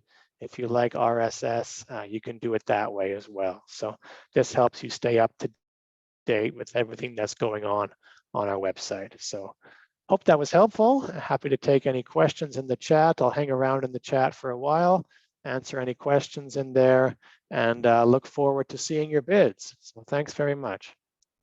Wonderful. Thank you so much, Julian. I have to confess that I was learning things from your presentation. So hopefully our CSO counterparts online found it as useful as I did. So I think you had mentioned taking questions in the chat. We did have a question and answer session for this, however, we are running over time. So what I'm going to propose, if you can please put your questions in the chat box, we are going to consolidate those, come up with answers for you, and respond to you separately and offline. And one other point I just wanted to make, another question that we had to come up in the chat box right now, someone had asked for the list of participants for this meeting. As an institution, we take privacy very seriously. So we unfortunately cannot share any participant information for this meeting. However, you know, this is a great forum to interact and network with your own civil society colleagues. So please feel free to put your own information in the chat box should you wish. So without much further ado, I would like to introduce our next speakers, who are a civil society group who have worked with us in the past and are currently working with us now to talk about some lessons learned. And then we are going to go to the workshop portion of this session, where we are going to train you on how to use our consultant management system. So Julian gave you a brief preview of that. It is a very complicated system. That's sort of where we find the biggest barriers to civil society engaging. So please do stay on for the workshop. If you don't know how to use CMS, it's going to be informative and very helpful for you to bid with on opportunities. All right, and with that, I am going to turn over to our wonderful colleagues from MRSS. We have had such a great time working with you. You've been wonderful partners for us, and delighted to hear about your experience now. So Dr. Erdene, Anka, David, over to you. Thank you very much, Marina. So let me share my screen first, and then I'm going to start our presentation of today.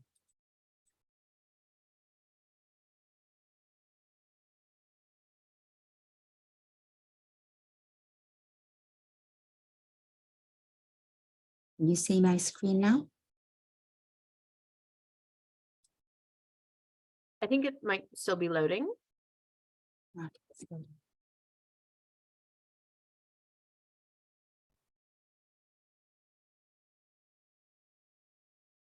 Maybe bandwidth.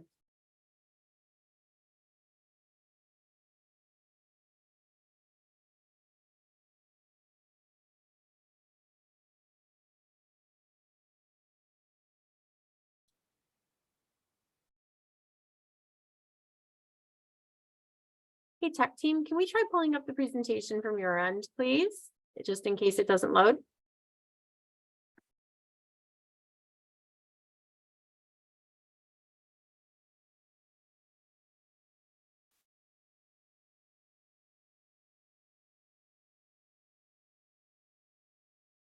Tech team?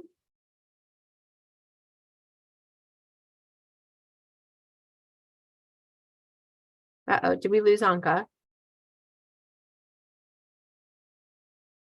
Sorry, tech team, Apple or Tony or Gerald, Apple. yeah, I think she's logging in for her presentation.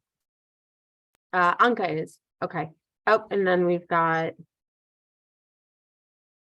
Did Anka drop off?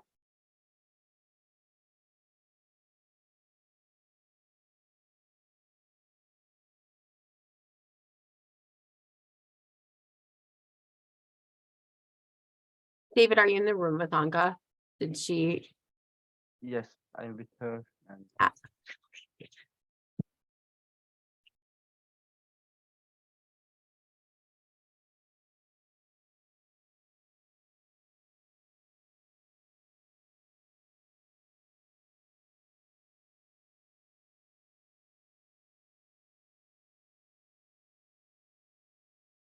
David, isn't an internet problem?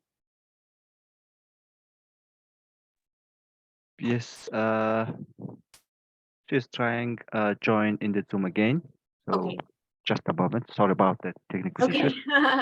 So, okay, great. So, hey, tech team, can we go to the evaluation page, please? Maybe we can just get people started on evaluations. So everybody in the room, we are going to have one more brief presentation before we head to our workshop session on the consultant management system. While we are waiting, because we are having some tech issues getting the last presentation up, we do have a QR code here that's a survey sort of on what you have seen so far. And we would be most grateful if you could fill it out. We are trying to do these presentations so that they are the most helpful to you as our civil society partners. And so every bit of feedback counts. We really want it to be in order to improve and make things better. So if you can log in and use this brief interlude to fill out the survey, that really would be appreciated. And just once again, we've got a lot of questions coming through the chat. So we will try to respond to those questions separately. So we'll respond to those offline. I'm seeing a lot of notes about asking for the presentations by email. And we'll have to, I think we can probably do that.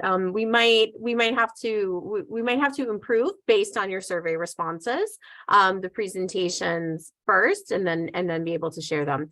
Okay, so I see we've got Anka back online. So Anka, do you want to try screen sharing again? Let me try again. I believe it will be worked. I crashed your computer. This is the beauty of tech.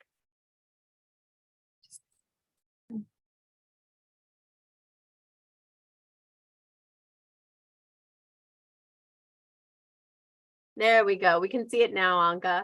Oh, great. Thank you. Yeah, Finally. So you can see the full screen now. Yep. that's correct. We can.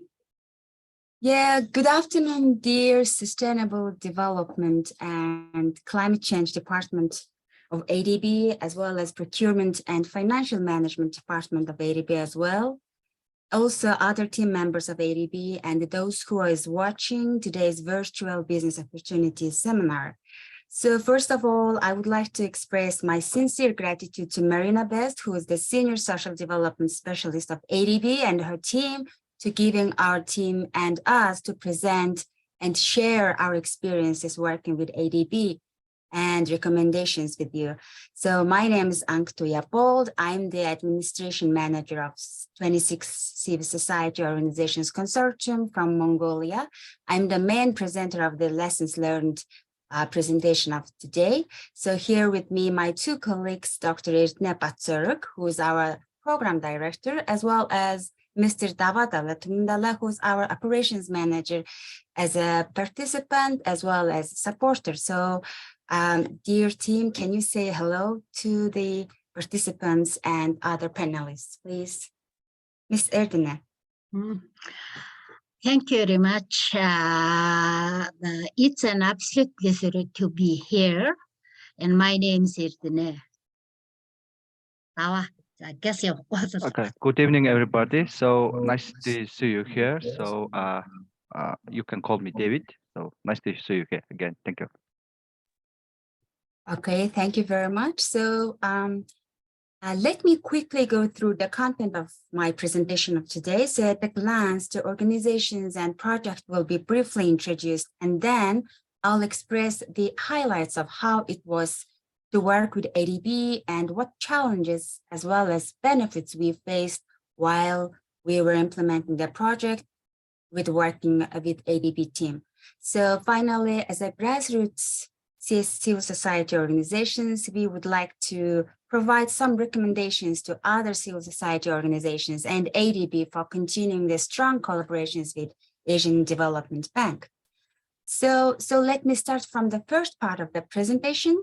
The consortium, we are 26 CSOs consortium represented by 4 local NGOs and led by Mongolian Remote Sensing Society NGO, short name is MRSS. So to be more specific, let me give you a little bit detailed information about each organizations. I would like to start from MRSS. From 2012, MRSS commenced to work with international organizations such as UNDP, GEF, and World Vision, as well as Asian Development Bank, to implement solid waste management projects through local community activities and training. Also land use and land cover and climate change analysis through remote sensing technology and other environmental protection projects based on community interventions. Additionally, since 2020, MRSS has become an observer organization of the United Nations Framework Convention on Climate Change in Mongolia. So like MRSS completed various amazing projects in Mongolia through community-based activities. However, based on short time of presentation, I just wanted to express and highlight some projects in the last 3 years that MRSS implemented. For example, in 2019, Right to Breathe for reducing air pollution projects was implemented by MRSS, and also solid waste management textbook was developed by MRSS in 2019 as well. And in 2021, MRSS also implemented design Karkorimsom as a model sum of waste management. And in 2022, MRSS implemented community-based solid waste collection point in Irnet city. So these are basically briefly about MRSS, which is our lead organization. So from this slide, you can see about the other 3 NGOs briefly. In terms of right sustainable development, it was established in 2019. And since that time, right sustainable development has started to work with international organizations to develop knowledge products such as articles, fact sheets, photo reports, case studies, videos making, for focusing on sustainable development in rural area of Mongolia. So our next very important and main NGO is Hukchit Huruftunshlet. We call it shortly KHKHT. So this is the umbrella NGO with over 20 focal points in other AMICs of Mongolia, including 22 to around 25 members CSOs around in Mongolian rural areas. KHKHT is the core organization in our consortium based on its experience in closely working with grassroots communities to enhance their livelihood through training and planting trees, vegetables and fruits, farming beehives and chicken, and dairy production and biofertilizers. KHKHT has long years of experience working with rural areas, communities through its Nature Training Center. So our final NGO's Ecosystem Sustainable Green Development NGO is one of young organization which focuses to develop the green zone, which are the secondary subdivisions outside Ulaanbaatar city. So basically, these are all briefly about the NGOs. So let me start what about our project? So our project name is TA6594, Mitigating the Impact of COVID-19 through Community-Led Interventions. At the beginning in 2020, ADB headquarters in Manila announced a project competition among NGOs in the Asia-Pacific region on participatory disaster reduction for the first time. So our 4 NGOs led a consortium of 26 Mongolian NGOs and successfully participated in these competitions. So as of today, currently, we're implementing this project effectively in Mongolia under the direct supervision of an ADB team of consultants in Manila. So this knowledge and technical assistance support the implementation of measures to prepare for and respond to the needs arising from the coronavirus disease by civil society organizations. So our project is consisted of 14 different interventions under the 3 main pillars. So basically, first pillar is all about prevention and mitigation, and second pillar is about social protection interventions, and final third pillar is about economic support. So our project started from July 2021, and it will be completed, expected to complete November 2023. From this slide, you can see our team structure. So basically, we have 13 key personnel and 4 non-key experts and 4 subcontractors. All of our consultants are experienced over 15 years in working with in rural areas community to enhance their livelihoods. From this slide, I would like to just highlight briefly about what kind of achievements we have reached. For example, through the donation campaign and sowing production support, we have reached excessive number of beneficiaries, such as we've reached over 400 households through our certain interventions, and as well as we've reached around 3,000 beneficiaries through our all 14 different interventions, which was unexpected if compared with the planning of the project. And also we realized that project team as well as the local governors, we are realized that it is really important to conduct hotline support service during the COVID-19, so COVID-19 pandemic lockdown. So these interventions also presented the unexpected, very beneficial and valuable results in our projects. So basically, from the project management wise, our project is assessed by 3 criteria, which are quality, scope, and cost. From the quality side, quality and scope of work point of view, we've reached over 100% of the performances. And in terms of the cost, and I mean the financial completion, it is around 92% because our project is still ongoing process. So maybe in coming November, the cost side will be completed 100%. So as of today, currently, we are implementing 3 additional interventions: basic needs support and donation campaign, as well as bakery and sewing production interventions under the contract variation. So as a result of beneficial projects collaborating with Asian Development Bank, we've reached 39 civil society organizations, because at the beginning we started as a 26 CSOs, but at the end of the project, we increased our members until up to 29. So which is amazing, like a number that we can reach more and more grassroots communities to support their livelihood through implementing ADB projects. Okay, so let's move to the next important part of our presentation today, which is how was working with ADB. Working with ADB was beneficial and valuable for us as a grassroots civil society organizations. For example, we have increased our capacity and capability as a grassroots community, and also our members as well as the beneficiaries received valuable and qualified materials and equipment to enhance their livelihood, and also they started the continuous income generation to support the community, which was great for working with ADB. And also management team of the project increased their capacity through collaborating with the highly qualified ADB project team.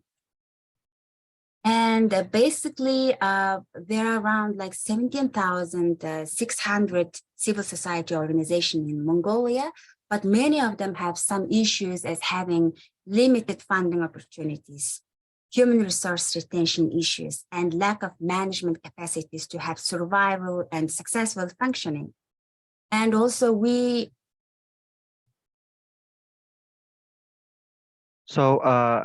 in addition to Anka's point, I would like to highlight that it's very first time that local Mongolian NGOs received this funding from through ADB, and that from the management view of these local NGOs, we learned a lot from ADB's team.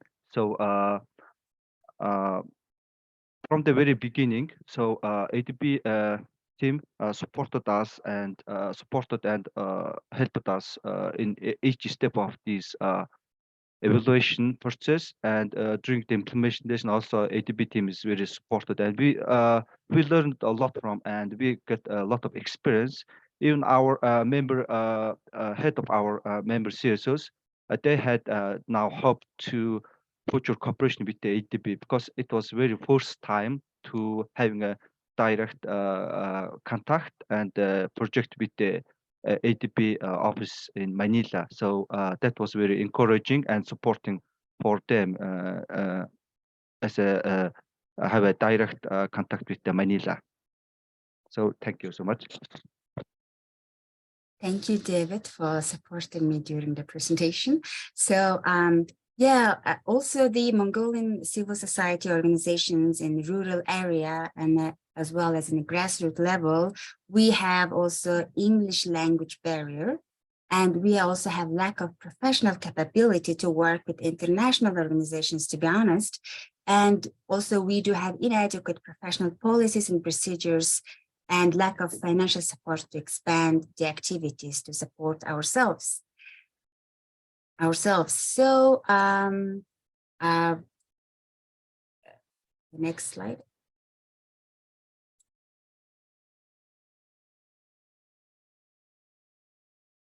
Where's the next slide?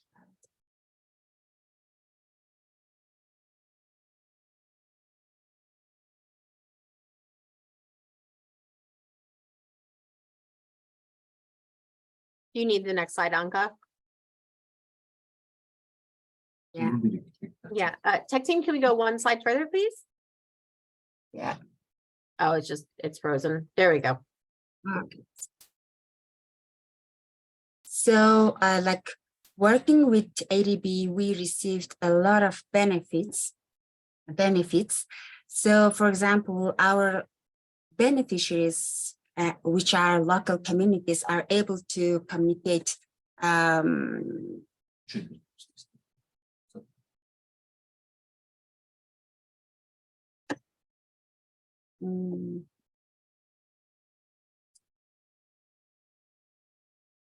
okay, so coming the slides is I would like to continue.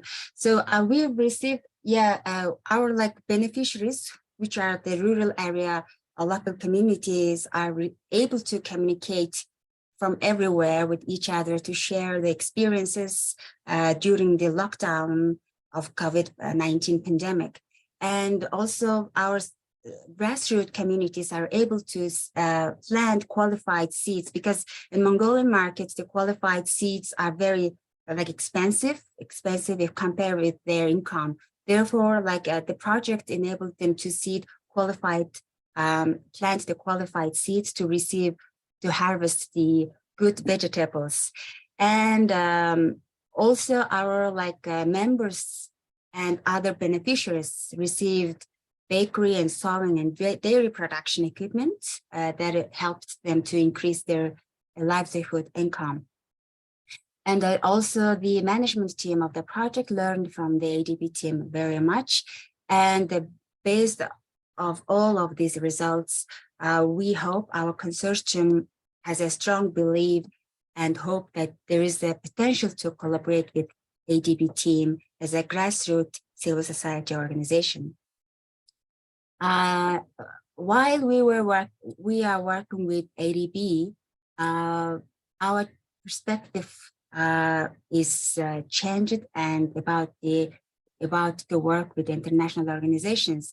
For example, it's been observed that there is a huge potential to support more and more people, civil society organizations, through collaborating with ADB support.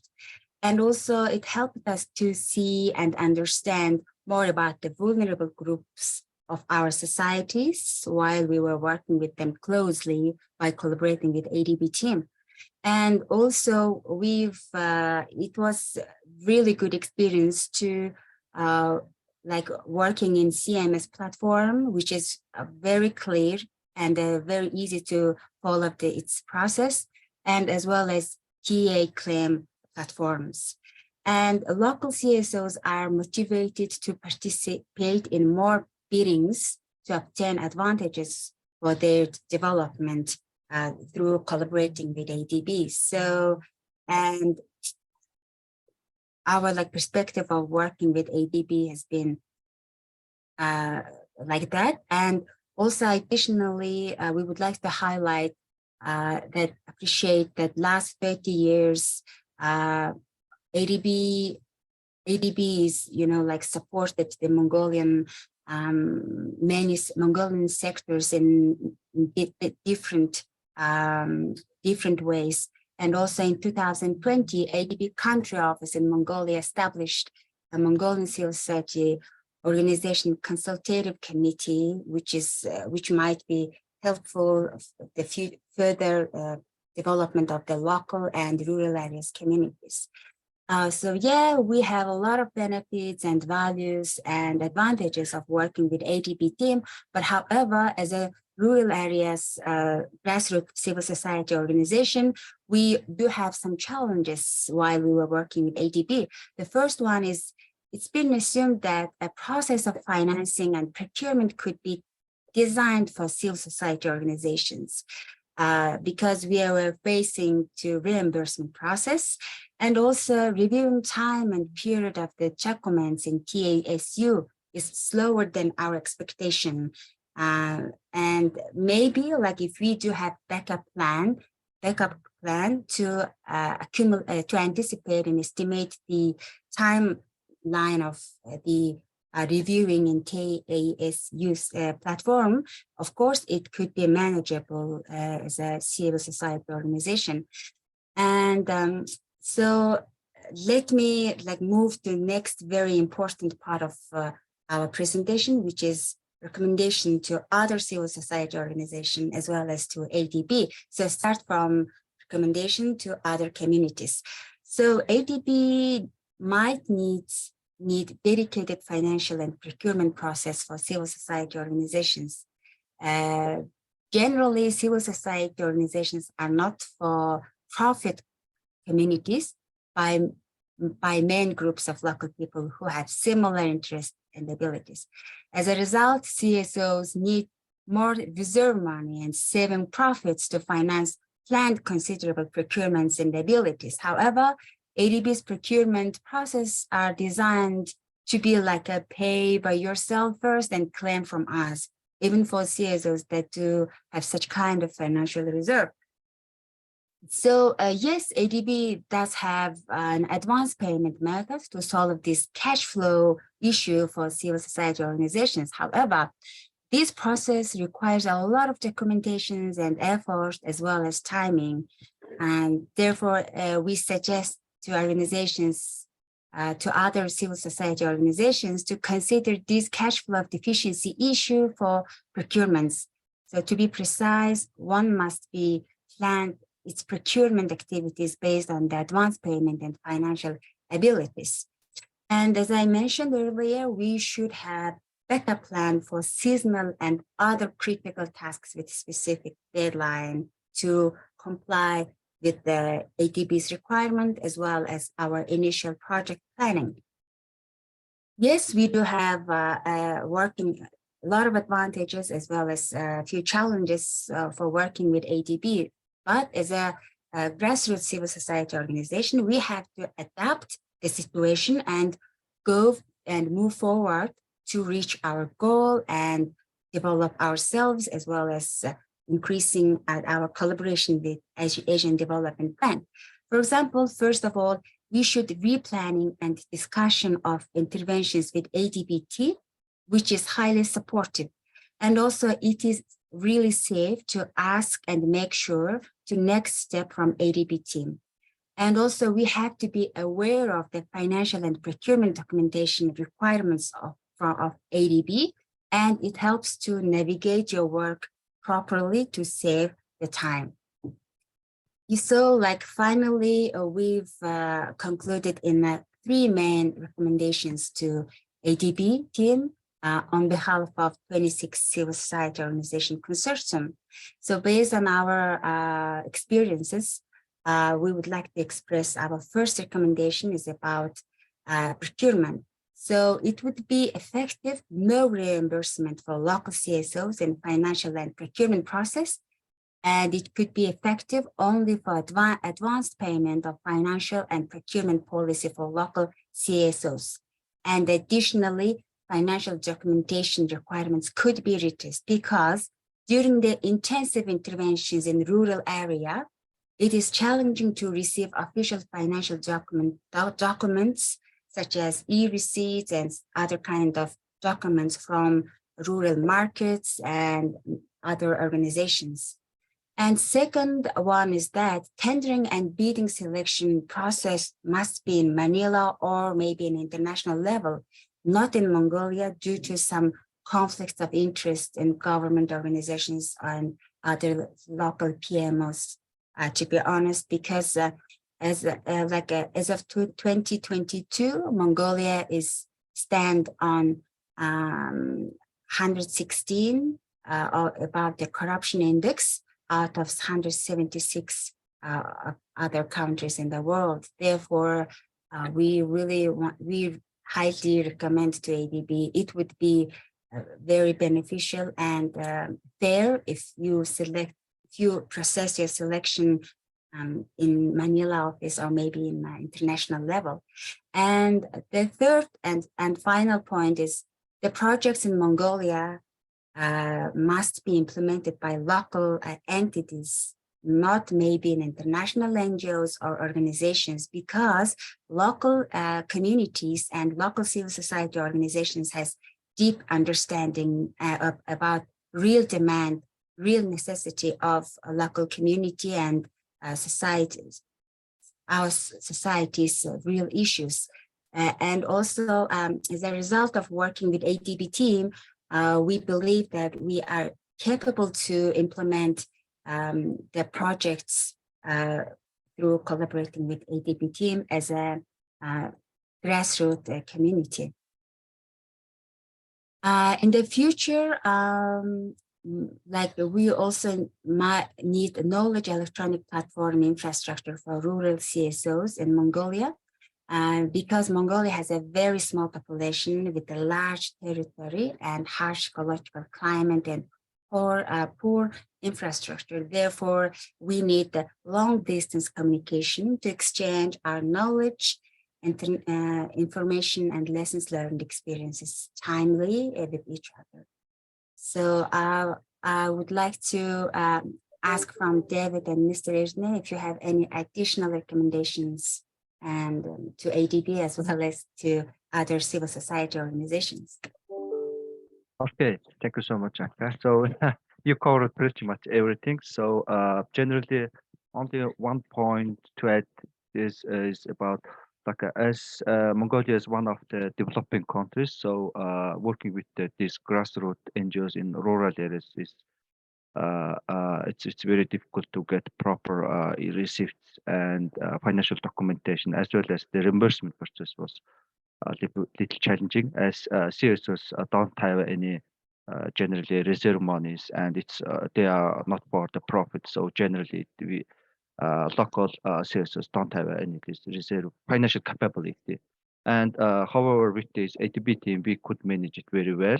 We started with the advanced funding, and we could overcome all those issues very closely cooperating with these ADB teams. So again, thank you so much for close cooperation and support. So it's pretty much everything we have covered. Thank you. Wonderful. So again, Dr. Erdene and Anka and David, thank you so much. You have been such wonderful partners for us throughout the COVID-19 project.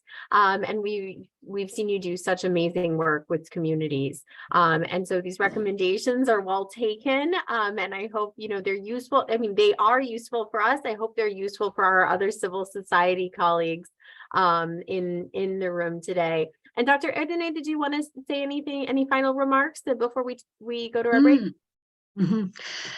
Last one, we would like very big thanks ADB for its practical cooperation, taking advantage of the unequal knowledge and the skills only to local civil society organizations.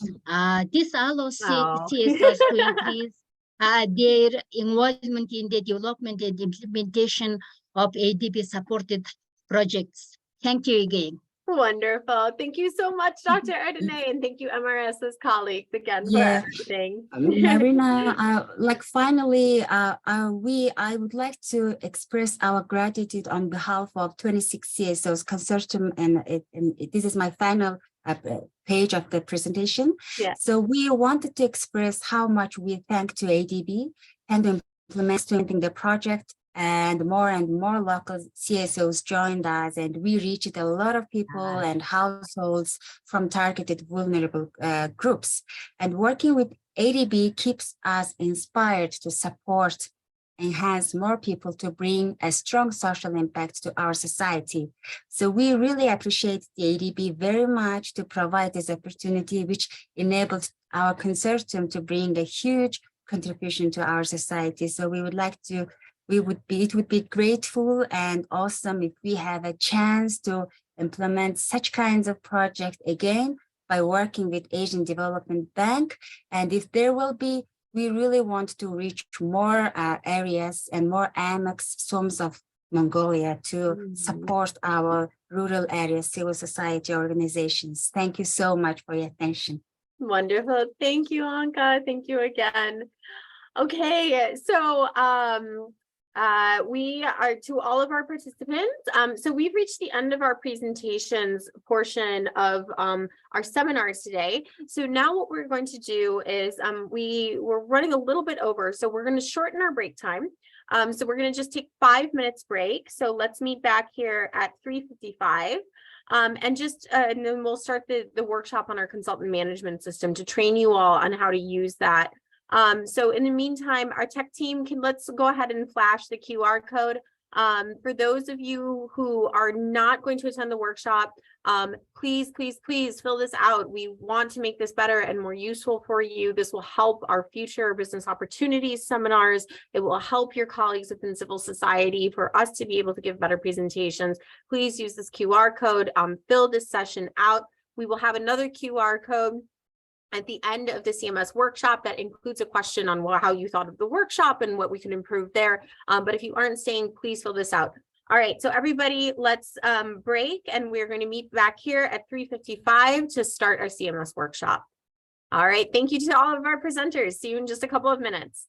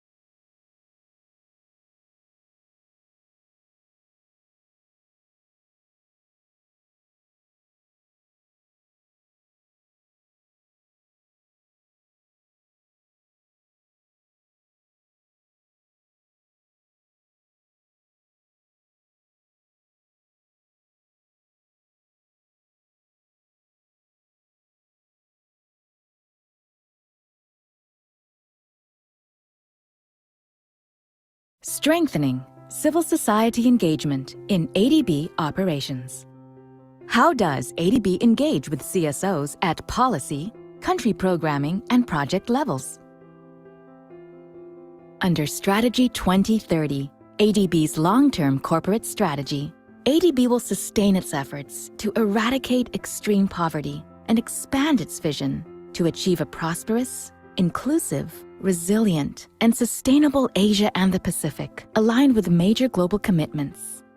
Strategy 2030 highlights ADB's commitment to strengthening collaboration with civil society organizations, or CSOs, because of their unique strengths, specialized knowledge, and local presence.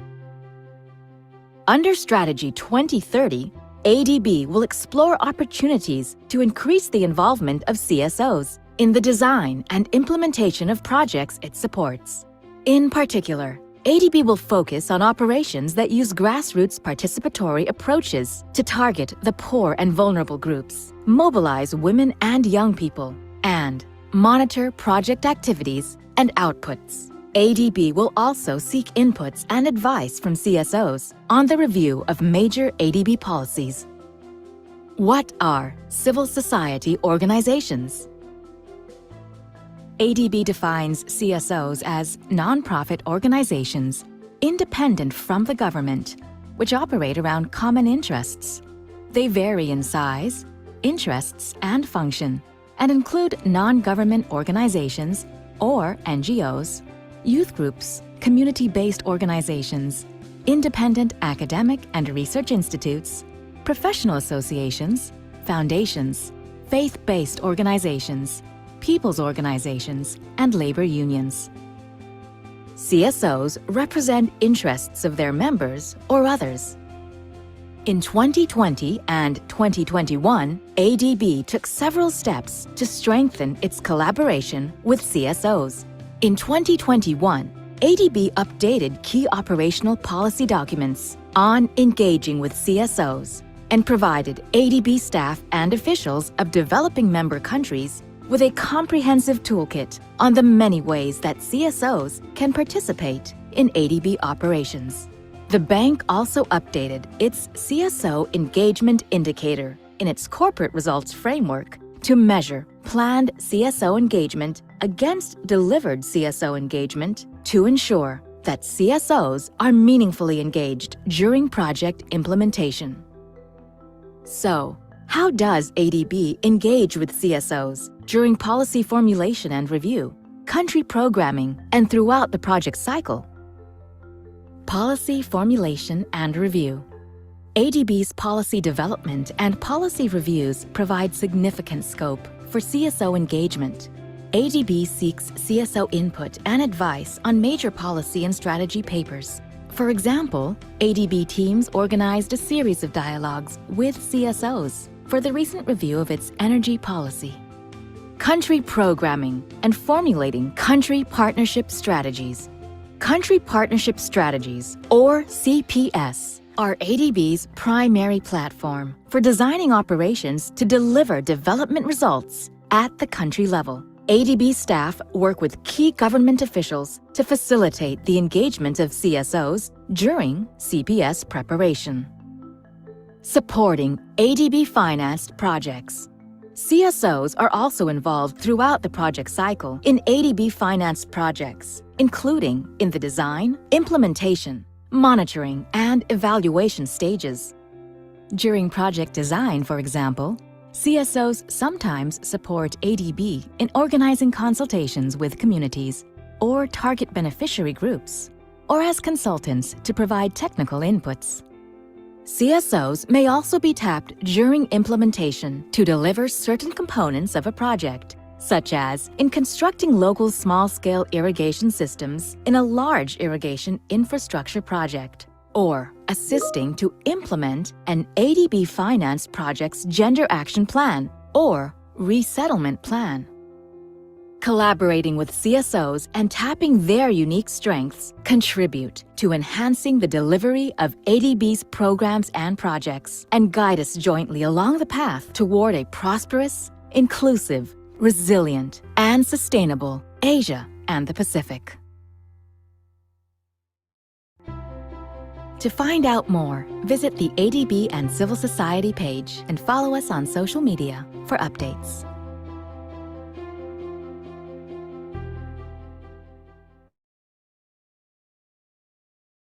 Okay, so welcome back, everybody. I hope you had a very nice, albeit very brief break.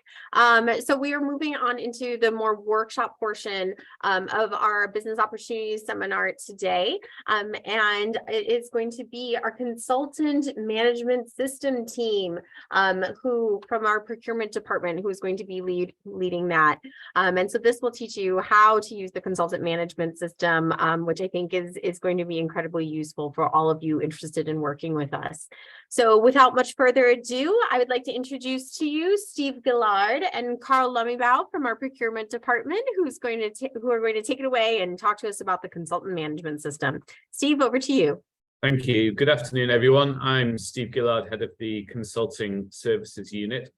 It's good to see so much interest today in ADB opportunities from the CSO community. The purpose of today's session is to introduce you to the Consultant Management System, which is often abbreviated to CMS. CMS is an integrated web-based system that supports ADB in its consultant service recruitment, contract administration, performance management monitoring, and various other things. It's a very large and comprehensive system. It was rolled out on a modular basis starting in 2008, and various other modules have been added since. So as IT systems go, it's rather old, and in some ways it's showing its age. I was quite happy to hear some of the vaguely positive comments from the previous speakers, but we're certainly increasingly experiencing issues of compatibility with many of our other systems, and it's also proving difficult to improve the system and add some of the new functionality which we would like to incorporate. So we're currently actively looking at replacing CMS with a more modern and flexible system, which will allow us to do many new things, including hopefully improving the experience of consultants and also, of course, CSOs as consultants. And we hope to deliver this within the next few years, hopefully after some degree of public consultation. In the meantime, if you're interested in consultancy opportunities with ADB, it's crucial that you create an account on CMS and familiarize yourself with the basic functionality of the system at least, and also some of the useful tools that you can find on the platform, some of which Julian alluded to earlier. So this session will serve as an introduction to CMS for new users who are perhaps coming to ADB for the first time. And it will also perhaps contain information which existing users may need a refresher on, or that there may be some additional aspects which this session could be helpful for. So there'll be plenty of opportunity for questions. I think initially there was going to be a question period at the end, but I think we're doing it in the chat now. But please type your questions as you have them. And with that brief introduction, I'm going to hand over to Carl, who is going to take you through the walkthrough of the system. Thank you very much. Thank you, Stephen. So, hello, everyone. My name is Carlo Mibao. I'm one of the trainers and one of the change managers inside the Information Technology Department inside ADB. So I'll be going through a set of slides to make sure that you will know how to go about in going through the different screens inside CMS. Next slide, please.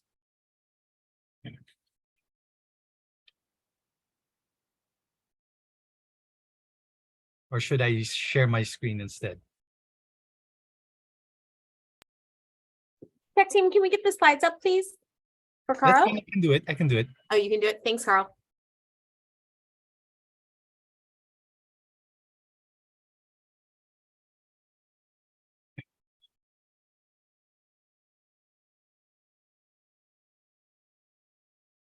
Okay, all set.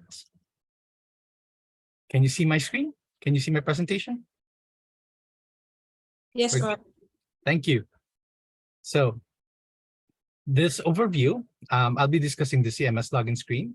What you can see in that page, the consultant profile, how you can enter your information inside our system.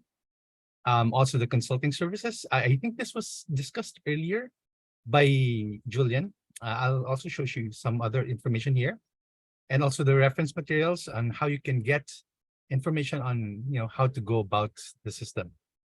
Okay. So how can you now navigate through the login screen? So first thing is that you have to go to cms.adb.org. That's the most important tidbit that you can take home after this session. So you go to cms.adb.org. You have the navigation area at the top. Okay, I'll be discussing some of those links later. Okay, like the consulting opportunities, shortlisted firms, the awarded contracts, and so on. Now, if you want to log in, you have a link here that says consultant or EA. Sorry. This link here. When you click on this link, you'll be led to the login information screen, and you just have to fill in the information there. If you want to register, you have a register here link. When you click here, if you're a first-time user, you'll be led to a set of other screens that you have to fill up. And another thing that you have to remember is there's this downtime adversaries area. It's very important that you look at this. This is very important because this is where we will tell you if in case the system will be down at any given time. This is important if in case you see that, let's say, the downtime is scheduled, let's say, let's say in 5 p.m. this afternoon, make sure that you save your record and then log out of the system to make sure that what you have entered is already saved in the system and there won't be any problems later on. Okay. Now, this is the CMS login screen.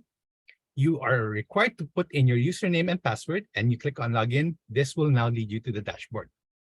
Now, if in case you don't remember your password, okay, one thing that you have to do is you click on the forgot password. So you click on this link. You'll be asked to put in your email address and then click on submit. You will receive an email. Sorry for that. Email from CMS. And then that's the time that there will be instructions that you have to follow. Make sure that you can now reset your password. Now, earlier, Julian actually showed you the tenders page, right? So there's another part there that says consulting opportunities, the one on top. You'll have the same records there as well. So you'll have the search filters as well here. And then you search for the opportunities here. Okay, so the difference between what was shown earlier by Julian and this consulting opportunities page is that originally, when Julian showed you, there's a part that showed you the projects inside, let's say, Nepal or Bangladesh and so on, right? So that's the part that is shown there, the projects information. And then there's also a part that it shows tenders. Consulting opportunities will focus on the advertisements for the opportunities that you have. Okay, that's a difference. Okay, and as you can see earlier, I'm not sure if you noticed, when he clicked on the opportunities page or the tenders page, it actually led him to CMS. Okay, so this is where all the advertisements will appear. Okay, just make sure that this is very important. You have to look at this as well. So this is where you look for the advertisements. Now, if in case you're a firm and you wanted to know who have been shortlisted for the specific project. Let's say you want to do a joint venture or an association with that firm. Okay, this is where you can look for those firms who has been shortlisted and you can contact them. So if you click on the shortlisted firms here, you'll see the name of the project, and when you click on this link, you will be shown the different shortlisted firms for that project. The awarded contracts would show you all the firms who has completed the negotiations and won the bidding. Okay, so these would show you who the firms who has successfully have gotten the contract. Now, you can also see there's another link at the end. It says consultant tutor. This is where you will see the online guides. Okay, you can see here the QRGs or the quick reference guides. So it's very important that you look at this. Okay, and we also have videos as well to make sure that if you want to instead look at videos instead of reading them, it's also possible. Now, for consultant registration. So again, you click on register here in the CMS login screen and choose which type of registration would you need. If you're an individual consultant, you click on this link here. If it's a firm, you click here. Okay, click on those pictures. Now, some tips. Take note that all required fields are marked with an asterisk. If it has that asterisk and you click on save, you don't have anything entered there, it won't allow you to save. So make sure that you put in information on those required fields. Okay, and also ensure that the information are ready before you even try to register. Why is that now important? There's a rule inside our system that if you don't do anything within the 15-minute mark and you didn't click on save, or you didn't click on continue, or didn't click on next, it will actually kick you out of the system. Okay, even if you're entering information, okay, even if you're typing, let's say 5 paragraphs of text, right?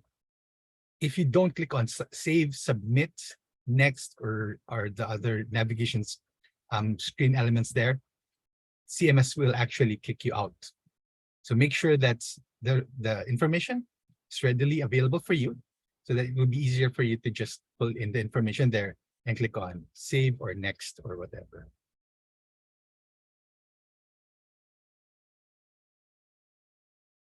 Now, this is the firm basic information screen. For individuals, it's a bit the same.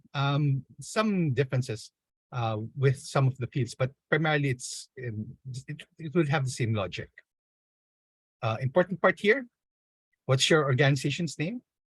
What's the acronym? Acronym, by the way, is not required. Okay, but it might be required from you when you will be shortlisted. Okay, but in the beginning, when you are still entering your basic information, it's not required. Make sure you put in your overall narrative description of your company or your organization. Put in your country of incorporation or registration.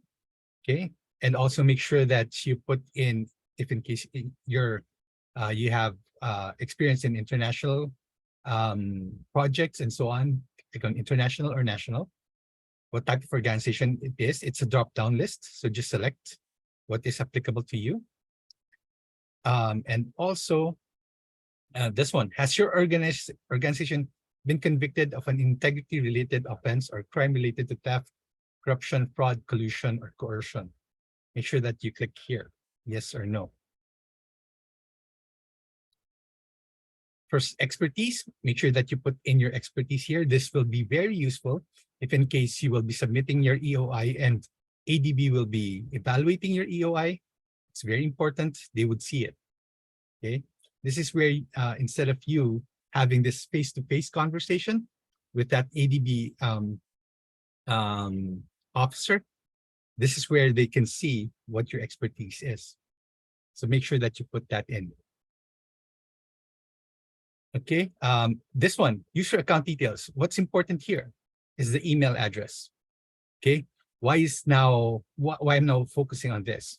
We have had experiences wherein the registration or that registration of the firm actually put in a name or an email of a specific person. And if that person has left the bank, left the organization, or let's say he or she is on leave, and not, well, no one can access their emails. Okay, that might be a problem. Okay, if you don't know the email address of that person, or if in case you don't know the password, okay, it's going to be difficult for you to log into CMS if you don't have that information.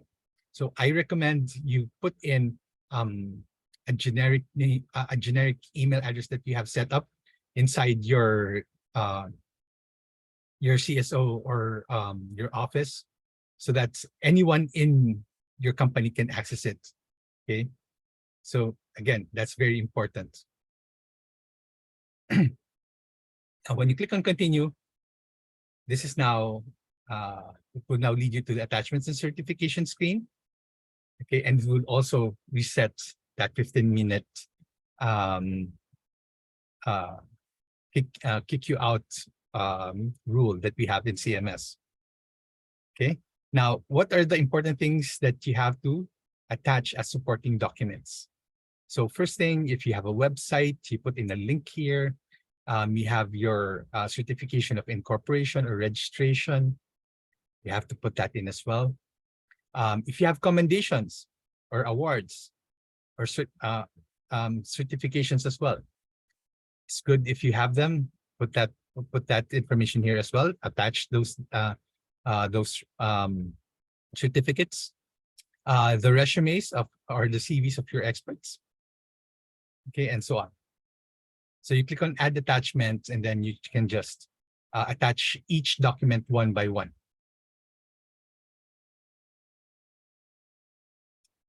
Registration comments isn't required, but you can put in some information here and click here to certify that you are the authorized firm representative and you are submitting this as the registration for your firm.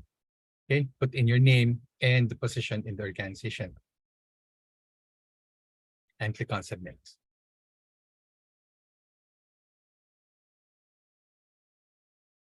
Okay, now some tips again. You can select information to be highlighted in your expressions of interest if you put in the information inside that profile. Okay. Your CMS profile can be used as your company information or your CV if you're an individual consultant. And if you want to complete your profile, that's the time that that ADB can actually search for your name inside the CMS database. Okay, so again, that's why you want to complete your profile information. As I showed you earlier, those screens are just for the simplified registration. The next one is when you have to complete your profile. I think we have a raised hand, Clarice.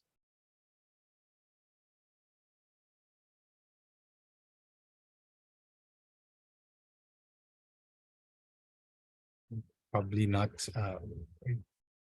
Probably just mistakenly clicked on raising her hand. Okay. Now, how can you now complete your registration? So in your CMS dashboard, you will see there at the top, you have different tabs. You see their profile. So when you click on the profile screen, you have your consulting entity details. Your consulting entity details, this is where you put in all your information. Okay. So some of the fields are already filled up based on what you have entered in your simplified registration. So just fill in the information here and click on save. Okay. Another information that is very important is affiliations. Now, there are firms that will affiliate with an individual consultant, or an individual consultant will affiliate with another firm. Okay, and there's also a firm and another firm who will be affiliating with between themselves as well. Now, why are these now important? If you are a firm and you want to submit an EOI and you want to highlight, hey, this person, he is an expert on gender sensitivity, or this person is great on renewable energy. Okay, and we actually have an affiliation with them. Okay, if you don't have that affiliation, you can't put that you can't put the names of that expert in your EOI or in your proposal. Okay, so just make sure that there should be an affiliation between you both. Okay, for a firm, if you want to do a joint venture or an association with another firm, you have to make sure that you are also affiliated between each other. Okay, now how can you now do that? Let's start with a firm affiliating with an individual consultant. So as you can see, you are under your profile tab, and then you have a link here that says key experts. When you click on key experts, it would lead you to this screen, and you have here add key experts. When you click on add key experts, it would show you this screen where you put in the CMS number of that consultant, the last name, the first name, the country of birth, and full-time, if the consultant is a full-time expert under your firm. Now, why is this now important? Let's say it's like a key to a lock. If you don't have the correct information under these fields, CMS won't allow you to affiliate with this expert. Okay, just make sure that when you contact this expert, ask them, what is your CMS number? What did you put in as your last name inside CMS? What did you put in as your first name? Did you put your middle name also inside CMS? So make sure you get all that information and then put that in so that CMS can say, okay, this person has actually talked with this person Okay, this firm actually talked with this individual consultant, and they have they completed the requirements, and we can now send the request to this individual consultant. Now make sure that you put the information in and click on OK. Now this is where the individual consultant will see it in his dashboard. So the dashboard will have all the information of the action items that he would have. So let's say this one, this firm is actually asking to be affiliated with him. So the individual consultant will click on Go to Task. And you see here, make sure that you select whichever is applicable.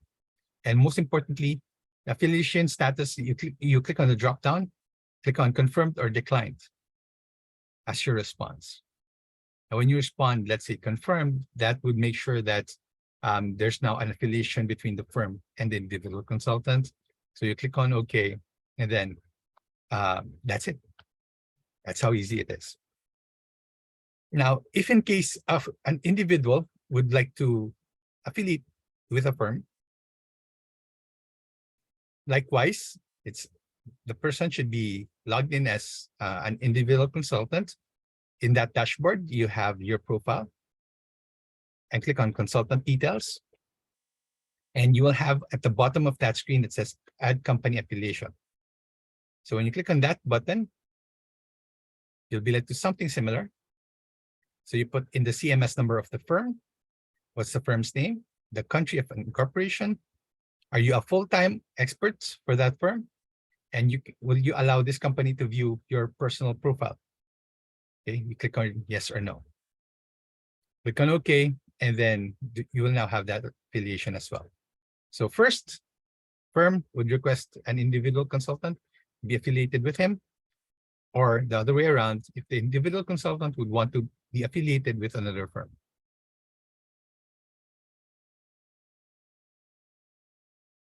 So now this is the firm's dashboard. So they click on Go to Task, like what the individual consultant did earlier.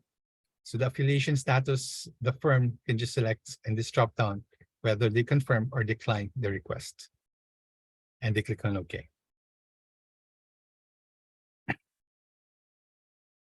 Now, firm with another firm. If you are a firm, you click on Consulting Entity Details. And here, at the bottom part of your screen, sorry, I'm having problems with my screen. Okay. So you have your Add Affiliate Organizations. You have a button here. So when you click on this button,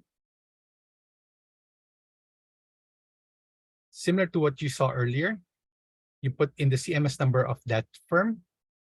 What's the firm's or the organization's name? Where has it been incorporated? And click on OK. So also similar to what happened earlier, and the other firm will log into CMS. We will have it as part of his dashboard. He or she would click on Go to Task and then confirm the request. Click on OK. Now, another thing that is commonly a common mistake, okay? When people would click on the affiliation status, they select items here and they say, it's not okay. Okay, so they leave the screen without clicking on OK. Believe me, there are a lot of concerns about this. Okay, so make sure that you click on OK every time that you do something inside CMS. Okay, whether you click on Save, click on OK, or whatever, make sure that you click on those buttons, because sometimes you put in a lot of details already in your screens and you forget, when you go back, whatever you entered is not saved in the system. So make sure that you click on OK or Save or Next. Now here's another usual concern that we have under payment information. Okay. So for payment information, it's not actually required for you to put in your bank account details in the beginning when you are still registering. Now, this is important when you have already submitted your EOI and you have been selected, and you are now selected to be negotiated with by ADB, whether if you are an individual consultant or you are a firm. Okay, that's the time that it's now required for you to put in your bank account details or your payment information. So here, when you have that now as your next task, you click on Add Payment Instruction, and you have to fill in this information. Now, what is the contract currency? Whether it's USD, your local currency, whether it's Philippine peso, or let's say Thailand baht. So you can just select that under this dropdown. Put in your account number, the name that's registered under that account, and the account holder address. That one's a bit easy. Okay, we're still so far it's still easy. Select the country where your bank is maintained. Okay, in this sample, it's the Philippines. If you are in Nepal, select Nepal, or wherever your bank is maintained. Now, if it's your USD or PHP bank account maintained in a bank located within the ADB premises. Okay, now inside ADB headquarters. Okay, this is very important. In the ADB headquarters in inside Manila, there are I think 4 banks that's available. There's Citibank, there's Metro Bank, BPI, and BDO. Okay, so if in case those the bank's branch that you have created your bank account in is actually located inside the ADB premises, click here, yes. Okay, otherwise, just set no. Now, if you want to find your bank, okay, so that these fields will be automatically filled up, okay, so you don't have to put in the information, okay, you don't have to type in, oh, my bank here is Bank of Singapore or whatever. So instead of doing that, click on Find Your Bank, and you'll be led to this screen where we have all the bank information of the banks globally. Okay, so put here, select here the bank, which branch, okay, and click on Go. This, by the way, is a search field. This isn't actually what is going to be required from you to select, but it's going to instead filter the results at the bottom. Okay, so again, if you're looking for BPI, click on Go, and then the results will appear at the bottom. So you can click on Quick Select to select the bank and also which branch they are, the address. So just make sure that you select the correct information here. Okay. And as you can see, if you click on Quick Select, the information is going to be filled up automatically here. Now, the Swift BIC, BEI, this is what's available at the moment, but it can depend on which fields will be available later on based on your bank. So whichever bank that you selected here, the fields that would open here would be dependent on that. Okay, it's just for this sample that Swift BIC/BAI is available. Now here's the part where a lot of consultants, even individuals or firms, whichever they are, have a lot of concerns. What are intermediary bank details? Okay, intermediary bank details. This would this is actually between ADB and your bank. Let's say there will be payments from ADB going to your bank. There's a bank in between that would allow the payment to push through from ADB to your bank account. Okay, so it's just a middleman, if you want to look at it that way. It's actually better if you put in your intermediary bank details here. And if in case you want to put in your intermediary bank details here, make sure that you contact the person in your bank that handles cross-border transactions. Don't ask the people who are there to answer your questions if you want to open your bank account. Ask for the person who does cross-border transactions. They are the people who would know which bank that you can use, because there are some different banks that is applicable to each country that the payment will come from. Okay, just make sure that you put that in your head if you want to put in this intermediary bank details. Now, why is that now important? Okay, it's to actually avoid unapplied payments. What are unapplied payments? ADB gives the will now forward the payment to your bank, but if you don't have that intermediary bank detail, or you don't have that intermediary bank in between, okay, what's going to happen there is the payment will go back to ADB. Okay, so that's one of the major issues why we need that intermediary bank details. There would be a lot of delays, and we don't want that. Okay, and also, though we didn't put it in, there's unnecessary huge transaction fees. So if you want to make sure that you maximize the payment that ADB will give you, make sure that you put in the intermediary bank details that is given to you by your bank representative who handles cross-border transactions. Okay?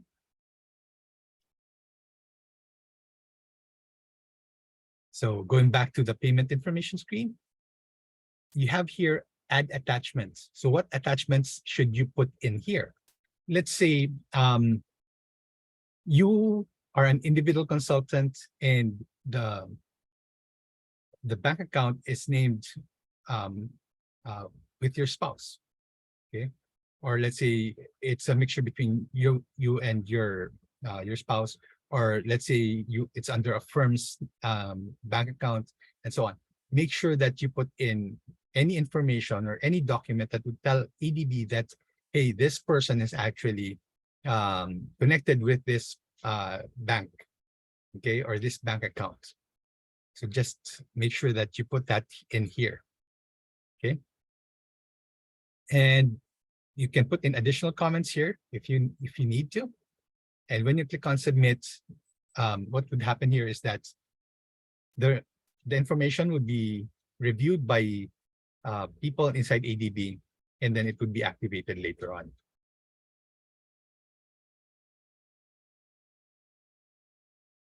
Now, going back to consulting opportunities. So we've shown you earlier that you can see it under that opportunities page that Julian showed you earlier. You can also see it in cms.adb.org. We have also other ways for you to see those opportunities by going to csrn.adb.org. And you have the opportunities tab in CMS.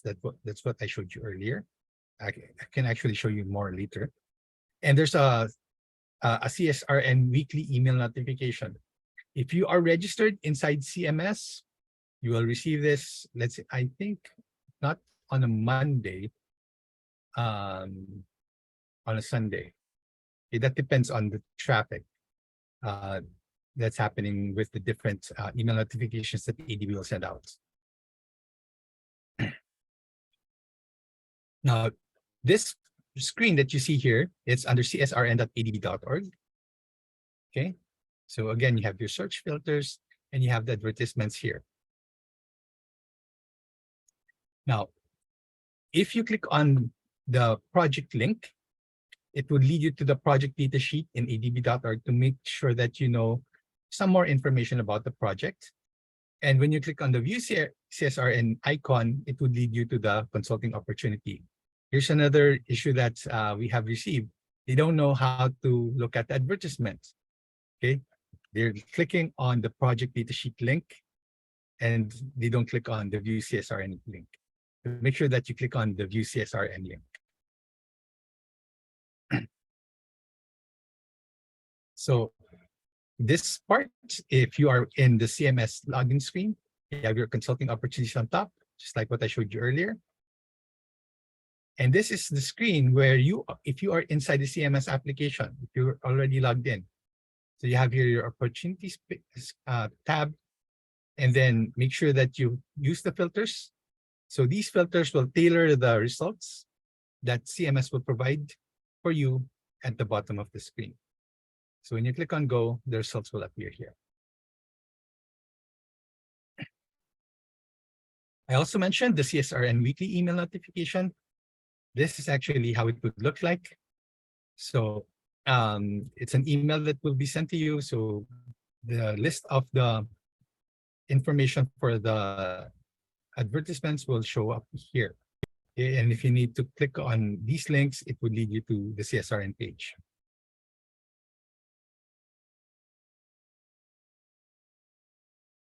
Now, this was what was shown earlier by Julian also. The profile, terms of reference, and cost estimate. Okay, just like what Julian showed you earlier, this is what you can review. These are all FYI screens. It's not editable at all.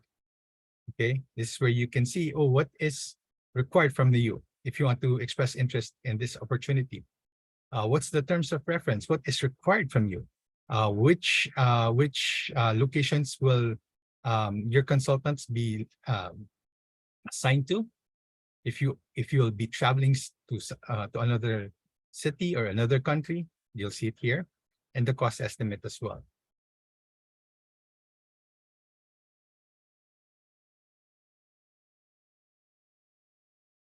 Now, if you want to express your interest for this advertisement, you click on express interest here,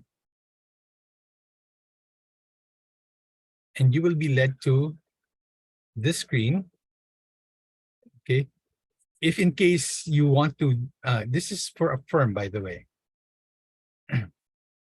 If you want to affiliate with a with another firm as joint venture or sub-consultancy, you click on add consultant and you can select the firms that you are affiliated with earlier. Okay, and also you can confirm that documentation regarding our corporate structure, including beneficial ownership, has been attached into ADB CMS, and the documentation regarding our board of directors has been attached into ADB CMS as well. This is important. How can you now make sure that it's there? Okay, you go to your profile and attach it as part of the documents that is required from you. Okay, now click here on these tick boxes to make sure that you have it already there. Now, you put in your technical competence, your geographical experience, management competence, and so on. Just fill in this information. Okay, this is where you are now applying for that job opportunity. Okay, whether you're a firm or an individual, you need to put in that information here. And you have your project references. Whether you're an individual consultant or a firm, you put in your project references. Which projects have you been involved with? Okay. Now, what's important here is you have to put all that information in your profile. Okay. What you can now do here when you are expressing interest already is you have to select the projects that you have entered in your registration. Okay. It's actually a shortcut for you as well, so that you don't have to put in any information like, I have been engaged in this project last year, 2 years ago, this was my project, and so on and so forth. Just select it. Okay, so that's going to be easier for you instead of putting all that information over and over again. So when you click on add project, all the projects that you have listed down in your profile page will be shown here. And you just tick here, whichever you want to select. And if in case you want to see, oh, is this the correct project that I want to highlight? you click on the details icon here. When you click here, it will lead you to the information that you have entered as well inside your profile, and you click on just review it. If it's the correct one, click on close, and then select. And these items will be included in your EOI. So this would make sure that you can highlight the projects that you have completed before, and you want to say, hey, this has been my experience. This is something that I want to flex, that I did a good job. And I'm sure that this is actually something that I'm very proud of. Okay. Now, when you click on these icons here, or these tick boxes here, you click on select, then that project will now be part of your EOI. Now, add experts. Okay, you can now add experts with confirmed affiliation with your individual consultants. Okay, that's what's important here. And you click on add attachments if you want to put in additional information, okay, as part of your EOI. Now, the eligibility declaration, it's a lot, I know, but you have to read through it, okay? You don't just have to tick each and every one, okay? Make sure that you read through it and you agree, okay, whichever is applicable to you as a CSO or an individual, okay? Now, after ticking these items, whichever is applicable to you, you click on submit, and now that means you have now submitted your expression of interest or your EOI. Okay, now let's say you want to reuse your old EOI for a new project. Okay, there's a new opportunity. It's similar to what you've seen earlier, and you have already submitted your EOI for that opportunity. Now you can actually reuse that. Make sure that you want to make sure that what you have entered there will be used for this new EOI, and you can just update it. So it's going to be like your template, okay? Making sure that, you know, it's easier for you to make sure that you want to make sure that you are able to submit your EOI before the deadline, right? Actually, another thing that I haven't been mentioning is that there are deadlines in the advertisements, okay? So make sure that, sorry, you see here, there's a deadline. For this one, there's 8 days and 4 hours remaining. But if in case, let's say, there's 4 hours left or 2 hours left, and instead of going through the whole EOI screen and putting all the information, you can reuse a similar EOI that you've submitted earlier, then just update it, okay, whichever is applicable, okay? And it's actually another tool that is available inside CMS. So when you click on reuse similar EOI, it would show you all the EOIs that you have submitted. Select which one you would like to use as your template, and click on select. Now, it's going to give you this screen that would ask you, hey, do you want to override your existing data in your EOI, even if you haven't put in anything? This just a typical warning message, okay? Make sure that you click here, yes. So whatever you entered inside your EOI, it would be deleted, and CMS will actually put in the information of your original EOI. Okay, now here's another issue that has been, some of the consultants would like to know, what's the status of my EOI? Okay, did they already shortlist? Is it still under evaluation? And they actually asked that. But what I would like to show you is you actually can see it inside CMS. So under the opportunity screen, okay, make sure that you click here submitted and you click on go. The results here would show you the EOIs that you have submitted. And the remarks would show you, okay, it's still in draft, if you are not shortlisted, if you have been shortlisted, and so on. Or if your EOI is still being evaluated, you'll see it here under the remarks screen or remarks column instead. You don't have to actually contact CMS help at adb.org anymore. So just look at this column. Okay. Okay, we're about to finish the references. So like what I mentioned earlier, take advantage of the online references that we have created for you. We're actually creating more just to make sure that if we see a lot of questions on a specific item, we try to address that by creating more guides and learning videos. So it's actually under consultanttutor.adb.org, or it's also part of your CMS dashboard. You have here on your right part of your screen. Okay, you have here all the links.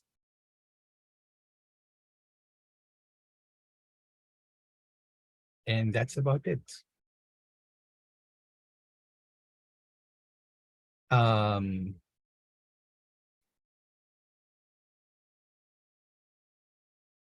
Do we have questions? Marina, how do we go about this? Thanks so much, Carl. Hi everybody. So for those who have stayed with us, I think we all owe Carl and Steve just a huge thank you for this presentation, which has walked us through the consultant management system.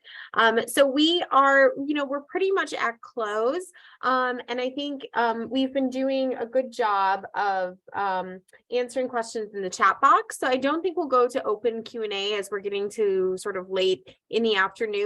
But for those who do have any questions, if you can please submit those to the chat box, we will respond to you either here or after the session. So with that, I think that it is time to close our very first ever inaugural business opportunities seminar. Thank you all so much for being sort of our first, I don't know, what do you say, the class of civil society organizations that we work with to attend this. And it's been really, really great having you today. I can't wait for the fall when we have our business opportunities fair that Rustam mentioned at the very beginning, in person, to be able to meet you all in person. But we also might have an opportunity just to remind you at the annual meeting. So if you can please remember to register for the annual meeting. Submit proposals if your organization would like to. We want to see you bidding on contracts, and we want to see more civil society engagement. So please take the lessons learned from this seminar with you, and let's get those numbers from civil society up. And I think that is it. The last thing is that can we flash the QR code, tech team, please? As I mentioned, because this is the initial one, we've asked you several times, but if you have not done it, please take this survey. We are trying to improve these business opportunity seminars to make them more informative and helpful for you. So thank you to everyone. A huge thank you to all of our presenters in particular, as well as our wonderful tech team and our great NGO and civil society team here at ADB. So thank you all. Have a great evening, and we hope to be in touch with you. Okay, thank you so much, Marina, and thank you so much, everybody. So, thank you. see you again. Bye, everyone. Bye. Can we actually keep the QR code up so that people can have the opportunity? Yeah. Oh, sorry. I stopped the music. Yeah. Let's keep the QR code up.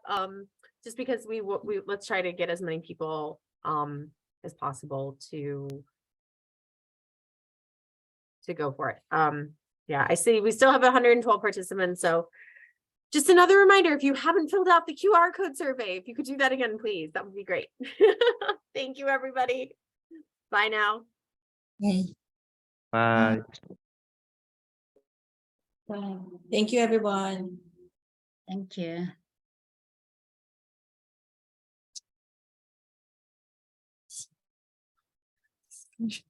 Thank you.